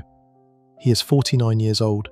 He will die in prison. Kenny Kimes was raised by his serial killer mother Sante and forced to participate in her murders before finally cooperating with authorities, but the next children discovered their father was a serial killer who hunted women like animals in the Alaskan wilderness and kept trophies from his victims in the family home. Case 20. Robert Hansen. In 1983, Darla Hansen was living in Anchorage, Alaska, with her husband, Robert Hansen, and their 2 children. Robert worked as a baker. He owned a bakery shop in downtown Anchorage. Robert was quiet and reserved. He had a stutter. He seemed like a decent man, a dedicated father. Robert loved hunting. He spent his free time flying his small plane into the Alaskan wilderness to hunt big game. He had trophies mounted all over the house: moose, caribou, Dall sheep, bear. The family home was like a hunting lodge. What Darla did not know was that Robert was not just hunting animals. He was hunting women. Between 1971 and 1983, Robert Hansen abducted at least 17 women, flew them into the wilderness, released them, then hunted them like animals and killed them. He kept souvenirs from his victims in the same house where Darla and the children lived. Robert Christian Hansen was born February 15, 1939, in Esterville, Iowa. He had severe acne and a stutter. He was bullied relentlessly.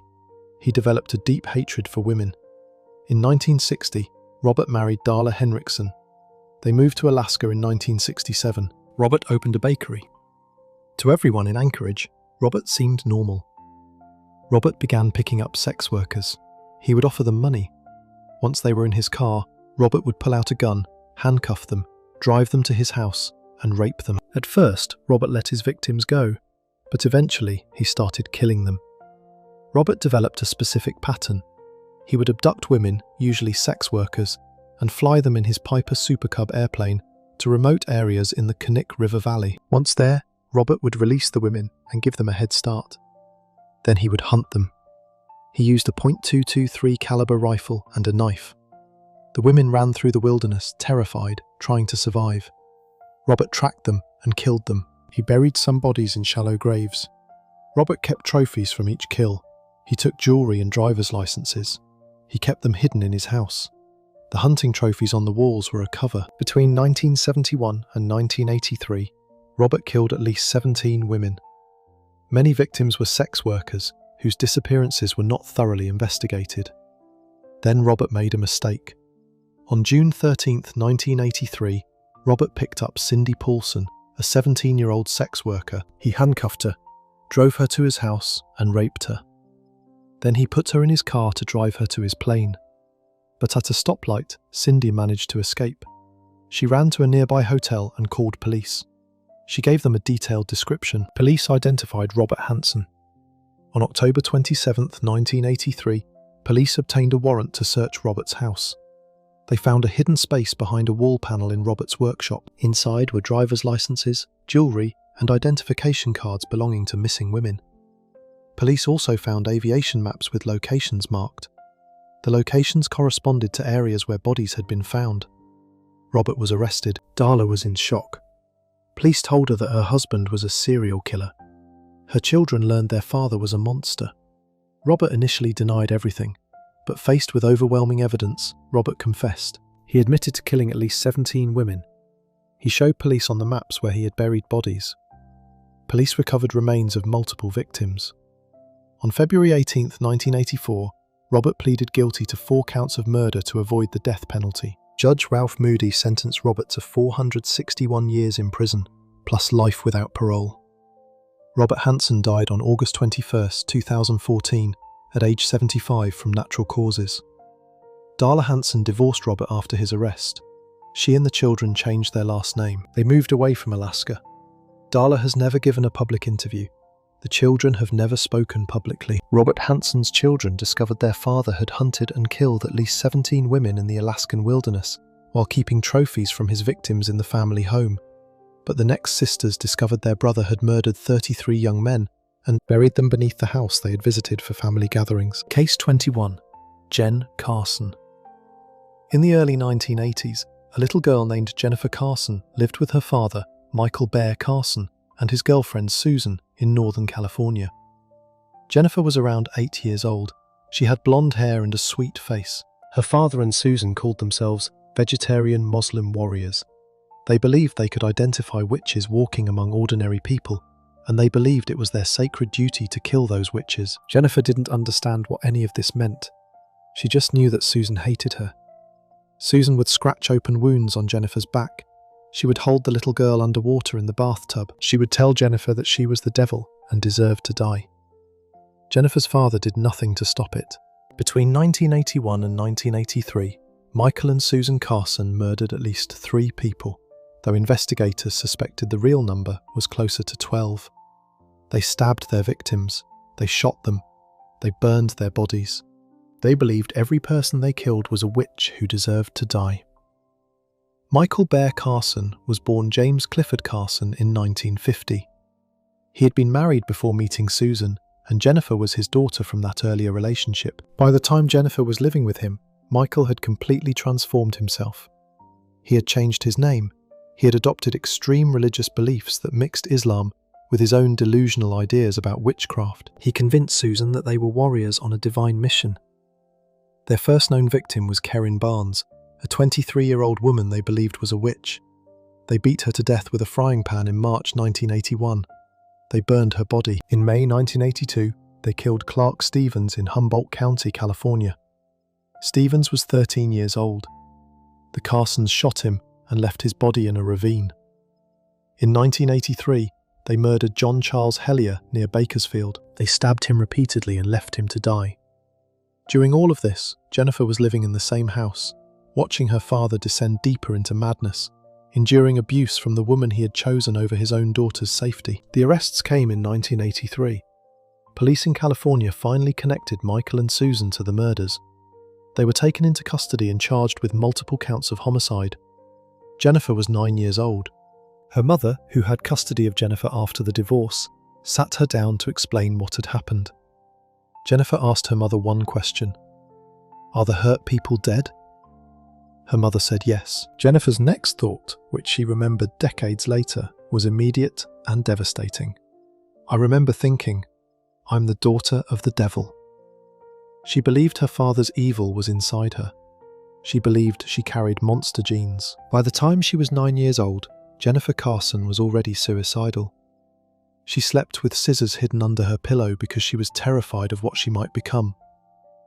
Michael and Susan Carson were tried separately. Both were convicted of multiple murders. Michael received a sentence of 75 years to life. Suzanne received a similar sentence.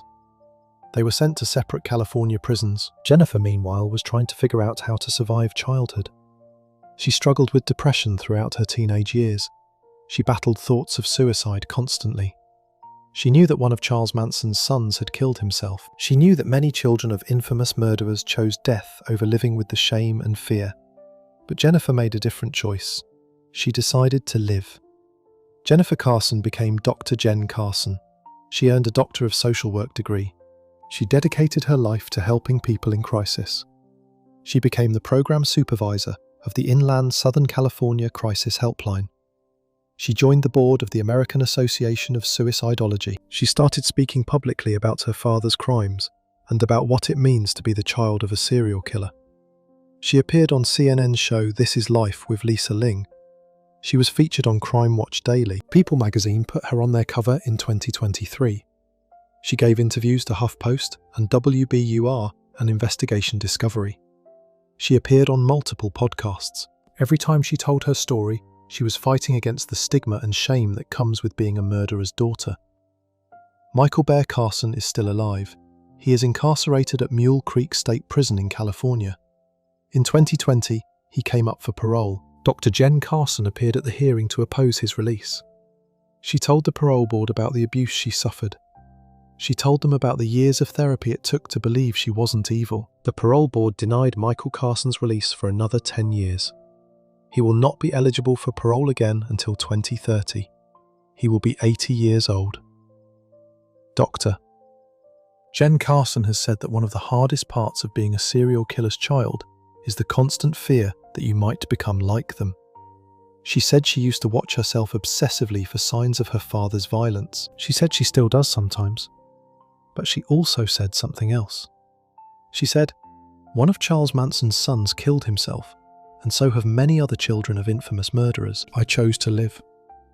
That choice, made over and over again across decades, is what separated Jennifer from her father.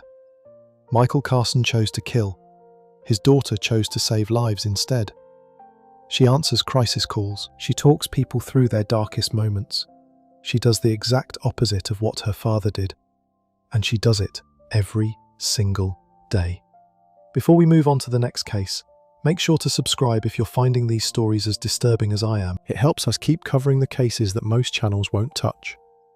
While Dr. Jen Carson discovered her father's crimes through her mother's explanation, the next child we're covering made his discovery in the most horrifying way imaginable, by literally stumbling across the evidence in his own backyard. Case 22, Herbert Mullin. In February 1973, Mary Mullin was living in Santa Cruz, California, trying to understand what had happened to her son. Mary's son Herbert was 25 years old. Herbert had been a good student in high school, voted most likely to succeed by his classmates. He had been captain of the football team, popular, friendly, seemingly destined for a bright future. But in his late teens, Herbert had begun to change. He became withdrawn, paranoid, strange. He started hearing voices. He was diagnosed with paranoid schizophrenia. On February 13, 1973, police arrested Herbert Mullin for murder. Then the full horror emerged. Herbert had murdered 13 people over a 4-month period between October 1972 and February 1973. He had stabbed, beaten, and shot his victims. Some were strangers. Some were people he knew. Herbert told police he killed them to prevent an earthquake from destroying California. The voices in his head had told him that human sacrifice was necessary. Mary learned that her son was a serial killer who had murdered 13 people, including a priest he stabbed to death in a confessional. Herbert William Mullin was born April 18, 1947, in Salinas, California. He grew up in a middle-class family. His parents, Martin and Mary Mullin, loved him and supported him. Herbert excelled in school. He was athletic, popular, well-liked. But in 1965, when Herbert was 18, his best friend Dean Richardson died in a car accident. Herbert was devastated. He attended Dean's funeral and kissed Dean's corpse on the lips in front of everyone. After that, Herbert began to deteriorate mentally. Herbert started using LSD and marijuana heavily. He became paranoid. He heard voices. In 1969, Herbert was committed to a mental hospital. He was diagnosed with paranoid schizophrenia. Doctors treated him with medication. Herbert improved somewhat and was released. But Herbert stopped taking his medication. The voices returned. By 1972, Herbert was convinced that California was going to be destroyed by a massive earthquake unless he performed human sacrifices. The voices told him that killing people would prevent the earthquake. On October 13, 1972, Herbert committed his first murder. He picked up Lawrence White, a 55-year-old homeless man, in his car. Herbert beat Lawrence to death with a baseball bat. He left the body on the side of the road. 11 days later, on October 24th, Herbert picked up Mary Guilfoyle, a 24-year-old college student who was hitchhiking. Herbert stabbed her to death and left her body in the hills. On November 2nd, 1972, Herbert entered a confessional at St. Mary's Church in Los Gatos. Father Henri Tomei, 65, was hearing confessions. Herbert stabbed Father Tomei to death in the confessional. Then Herbert calmly walked out of the church. Between January and February 1973, Herbert's killing spree escalated. On January 25, 1973, Herbert broke into a cabin in the Santa Cruz Mountains. Inside were Kathy Francis, 29, and her two sons, Damon, 4, and Damon, 9. Herbert shot all three of them to death. On February 6, 1973, Herbert purchased a .22 caliber pistol. On February 10th, Herbert shot and killed 4 teenage boys who were camping in a state park. On February 13th, Herbert shot and killed Fred Perez, 72, who was working in his garden. A neighbour saw Herbert shoot Fred and called police. Herbert was arrested immediately. During interrogation, Herbert confessed to all 13 murders. He explained in detail that he had killed people to prevent an earthquake. He said the voices had told him that human sacrifice was necessary. He showed no remorse. He believed he had saved California. Herbert's trial began in July 1973. His defense argued he was insane. The prosecution argued he knew right from wrong and planned his murders. On August 19, 1973, the jury found Herbert guilty of 10 counts of murder. Judge Charles Franich sentenced Herbert to life in prison. Mary Mullin was devastated. Her son, the boy who had been voted most likely to succeed, was a serial killer who had murdered 13 people, including a priest, a young mother, 2 small children, and 4 teenagers. Herbert Mullin is currently incarcerated at Mule Creek State Prison in Ione, California. He is 77 years old. He has been denied parole multiple times. Mary Mullin died in 1988. She never recovered from learning what her son had done. Mary Mullin discovered her son Herbert had murdered 13 people over 4 months because voices told him human sacrifice would prevent an earthquake. But the next wife and daughter discovered their husband and father was a serial killer when police found the remains of multiple women buried in their backyard. Case 23. John Robinson. In June 2000, Nancy Robinson was living in Kansas with her husband John Robinson and their 4 children. John was 56 years old. He worked in business and had always presented himself as a successful entrepreneur. He was involved in his church. He coached youth sports. He seemed like a devoted family man. On June 2, 2000, police arrested John Robinson. They told Nancy that John was being charged with murder. Then, police obtained a warrant to search a storage facility John had rented and property he owned in rural Kansas. What they found made international news.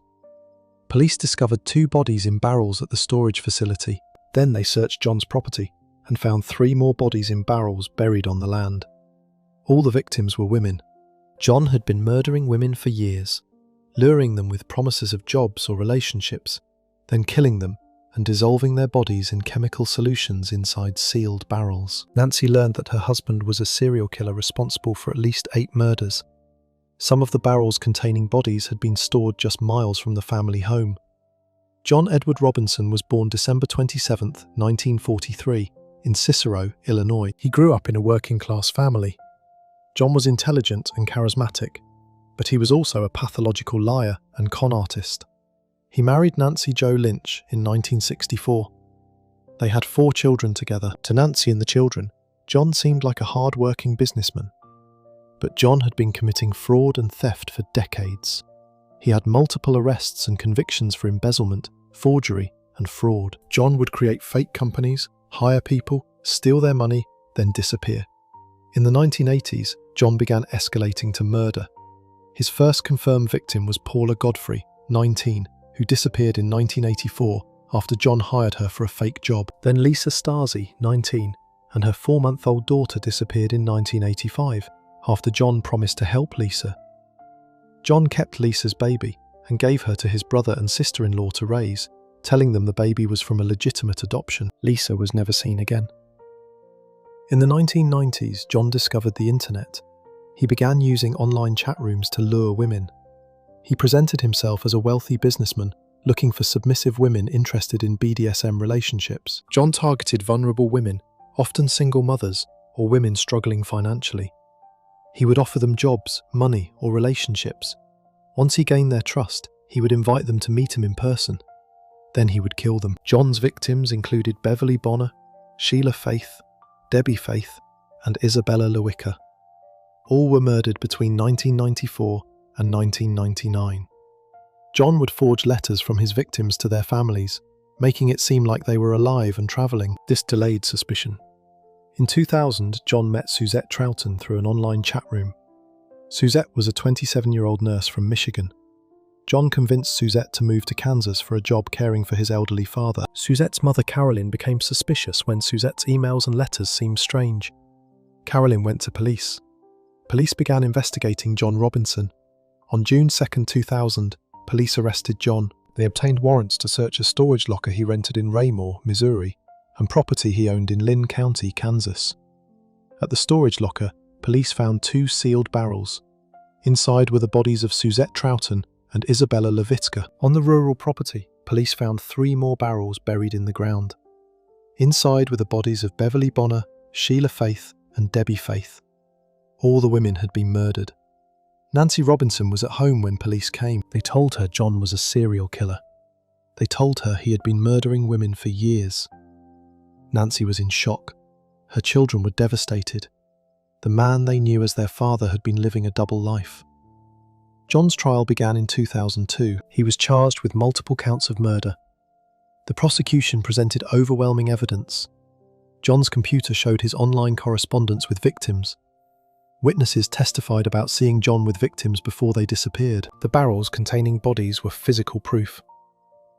On October 29, 2002, the jury found John Robinson guilty of 3 counts of murder. Judge John Anderson sentenced John to death. In 2003, John was tried in Kansas for the murders found on the rural property. He pleaded guilty to avoid another death penalty trial. He received additional life sentences. John Robinson is currently on death row at El Dorado Correctional Facility in Kansas. He is 81 years old. He has never shown remorse. Nancy Robinson divorced John after his arrest. She and the children changed their last name. They have never given public interviews. They have had to live with the knowledge that John murdered at least 8 women, that he stored bodies in barrels just miles from their home, and that they had no idea. Nancy Robinson and her children discovered John was a serial killer who lured women online and dissolved their bodies in barrels stored near the family home. But the next son discovered his father was Britain's worst serial rapist who attacked hundreds of men while working as a police officer. Case 24. Eric Baumeister. In the fall of 1994, a 13-year-old boy named Eric Baumeister was playing in the woods behind his family's home in Westfield, Indiana. The Baumeisters lived on an 18-acre estate called Fox Hollow Farm. It was a beautiful property with a large house, a pool, and acres of wooded land where Eric and his two siblings could explore and play. On this particular day, Eric was walking through the trees when he saw something on the ground. He bent down to look at it. It was a human skull. Eric picked it up and carried it out of the woods. He brought it to his mother, Julie Baumeister, and showed her what he had found. Julie asked her husband Herbert about it. Herbert Baumeister told his wife and son that the skull had belonged to his father, who had been a physician. He said it was an old anatomy skeleton that his father had used for medical study. He said he had found it while cleaning out the garage and had buried it in the woods. Judy believed him. She took her husband at his word. Eric went back to playing in the woods, not knowing that he had just held the skull of one of his father's murder victims. Herbert Richard Baumeister was born in 1947. He grew up in Indiana and seemed like a normal man on the surface. He married Julie in 1971. They had 3 children together. Herbert owned a chain of thrift stores called Savalot. The business was successful for a time, though it eventually started to struggle financially. To his neighbours and acquaintances, Herbert seemed like a regular businessman and father. But Herbert had a secret life. Throughout the early 1990s, young men started disappearing from gay bars in Indianapolis. These men were in their 20s and 30s. They went out for a night of socialising and never came home. Their families reported them missing. Police investigated but found no leads. What nobody knew was that Herbert Baumeister was frequenting these same gay bars using the alias Brian Smart. He would approach young men, he would charm them, he would invite them back to his estate for drinks or to use his pool. Once he had them at Fox Hollow Farm, he would strangle them to death. Then he would burn their bodies. He would pulverise the remains. He would scatter the bone fragments throughout the wooded property. When Eric found that skull in 1994, his father had been killing for years. At least 11 men had died on the Baumeister property. Some estimates put the number much higher, possibly 25 or more victims. Police also suspected Herbert was responsible for the I-70 Strangler murders, a series of 11 additional killings that took place along Interstate 70. The bones were everywhere on the Fox Hollow Farm property. They were in the creek, they were scattered through the woods. They were buried in shallow graves. Thousands of bone fragments lay hidden beneath the leaves and dirt where the Baumeister children played. But Herbert's story about the anatomy skeleton was convincing enough that nobody searched the property. Not yet. The truth came out in 1996. Julie and Herbert's marriage had been falling apart for years. Julie finally filed for divorce in the spring of 1996. Once the divorce was underway, Julie gave police permission to search the property.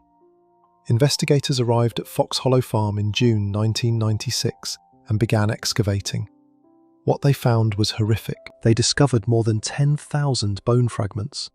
They found teeth. They found intact bones. They found the remains of at least 11 different people scattered throughout the estate. The discovery made national headlines. The idyllic Fox Hollow Farm was actually a mass gravesite.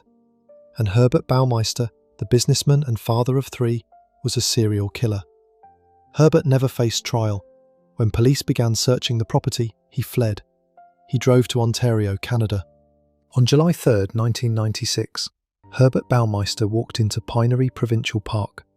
He put a .357 Magnum to his head and pulled the trigger. He was 49 years old. He left a suicide note, but the note made no mention of the murders. He never confessed. He never explained why he killed those men. He just ended his life and left his family to deal with the aftermath. Eric Baumeister was 15 years old when his father's crimes were discovered. His older sibling was 17, his younger sibling was 12. None of them have ever spoken publicly about what happened. Their identities have been shielded from the media. They were granted to their mother's sole custody. Julie Baumeister gave one interview after Herbert's death. She said, "Our biggest question now is how he could have loved us and done this. Happiness as we knew it is never going to return." She was trying to reconcile the man who had been her husband and the father of her children with the monster who had murdered at least 11 people and scattered their remains across the property where his children played. As of 2025, investigators have identified 10 of the victims found at Fox Hollow Farm through DNA testing. 3 DNA profiles remain unidentified. The Hamilton County coroner has called this case the second largest investigation into unidentified human remains in the United States, second only to the World Trade Center. Hulu released a documentary about the case in 2025 called The Fox Hollow Murders. Oxygen produced a series about it. Indianapolis Monthly published a major feature. The case remains one of the most disturbing in Indiana's history, and somewhere, 3 adults who used to be the Baumeister children are living with the knowledge that they spent their childhoods playing in a graveyard, that their father murdered people and burned their bodies while the children slept upstairs, that Eric carried a human skull out of the woods and his father lied straight to his face about it. The Baumeister children have never told their story. They have never given interviews. They have chosen silence, and maybe that silence is the only way they know how to survive what their father did. Eric Baumeister discovered his father's crimes by finding human remains in his own backyard, but the next killer we're covering left a different kind of evidence for his family to find. A confession written in his own hand after murdering 13 people in the name of preventing earthquakes. Case 25. Arthur Shawcross.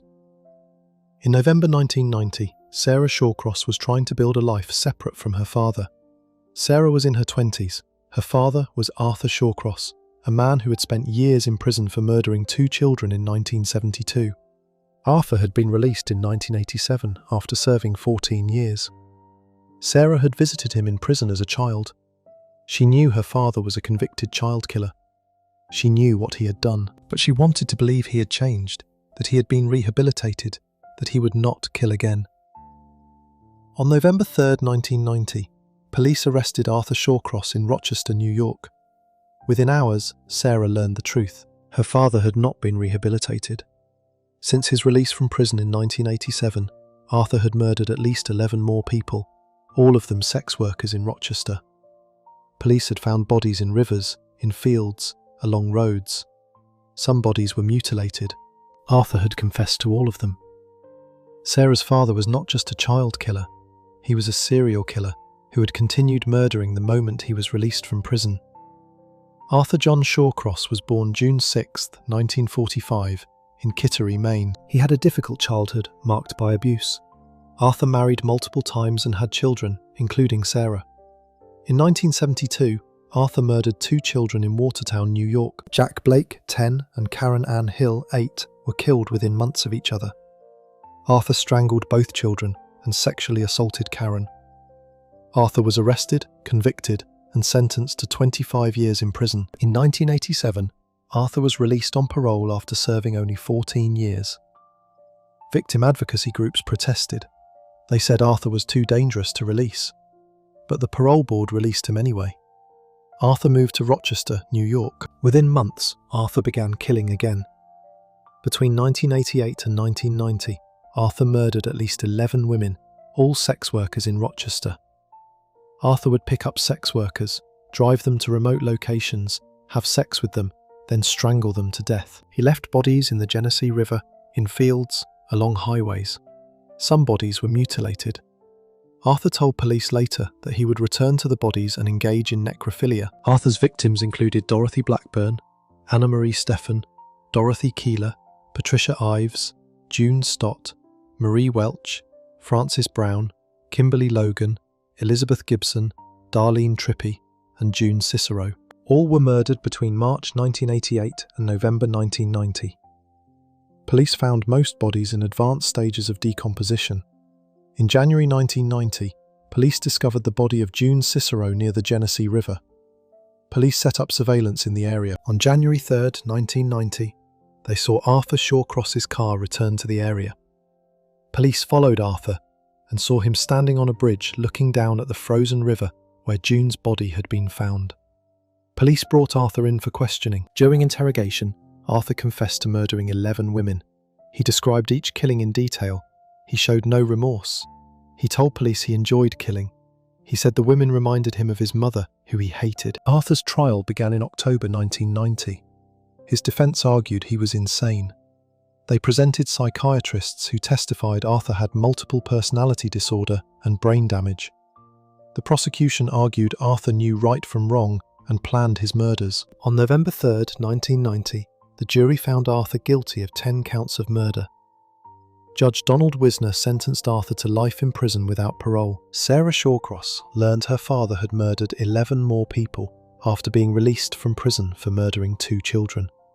She had wanted to believe her father had changed. She had visited him in prison. She had hoped for redemption. But Arthur had not changed. He had killed again and again.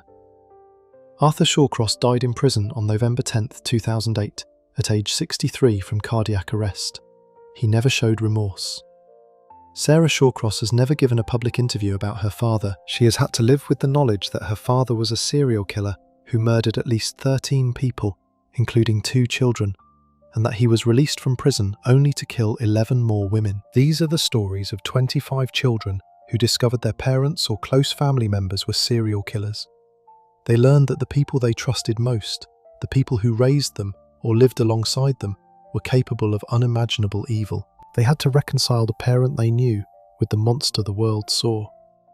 They had to live with the guilt, the shame, the horror of being related to someone who took so many lives, and they had to find a way to move forward, knowing that their childhood, their family, their entire sense of normalcy was built on a lie. If you enjoyed this deep dive into children who discovered their parents were serial killers, make sure to subscribe.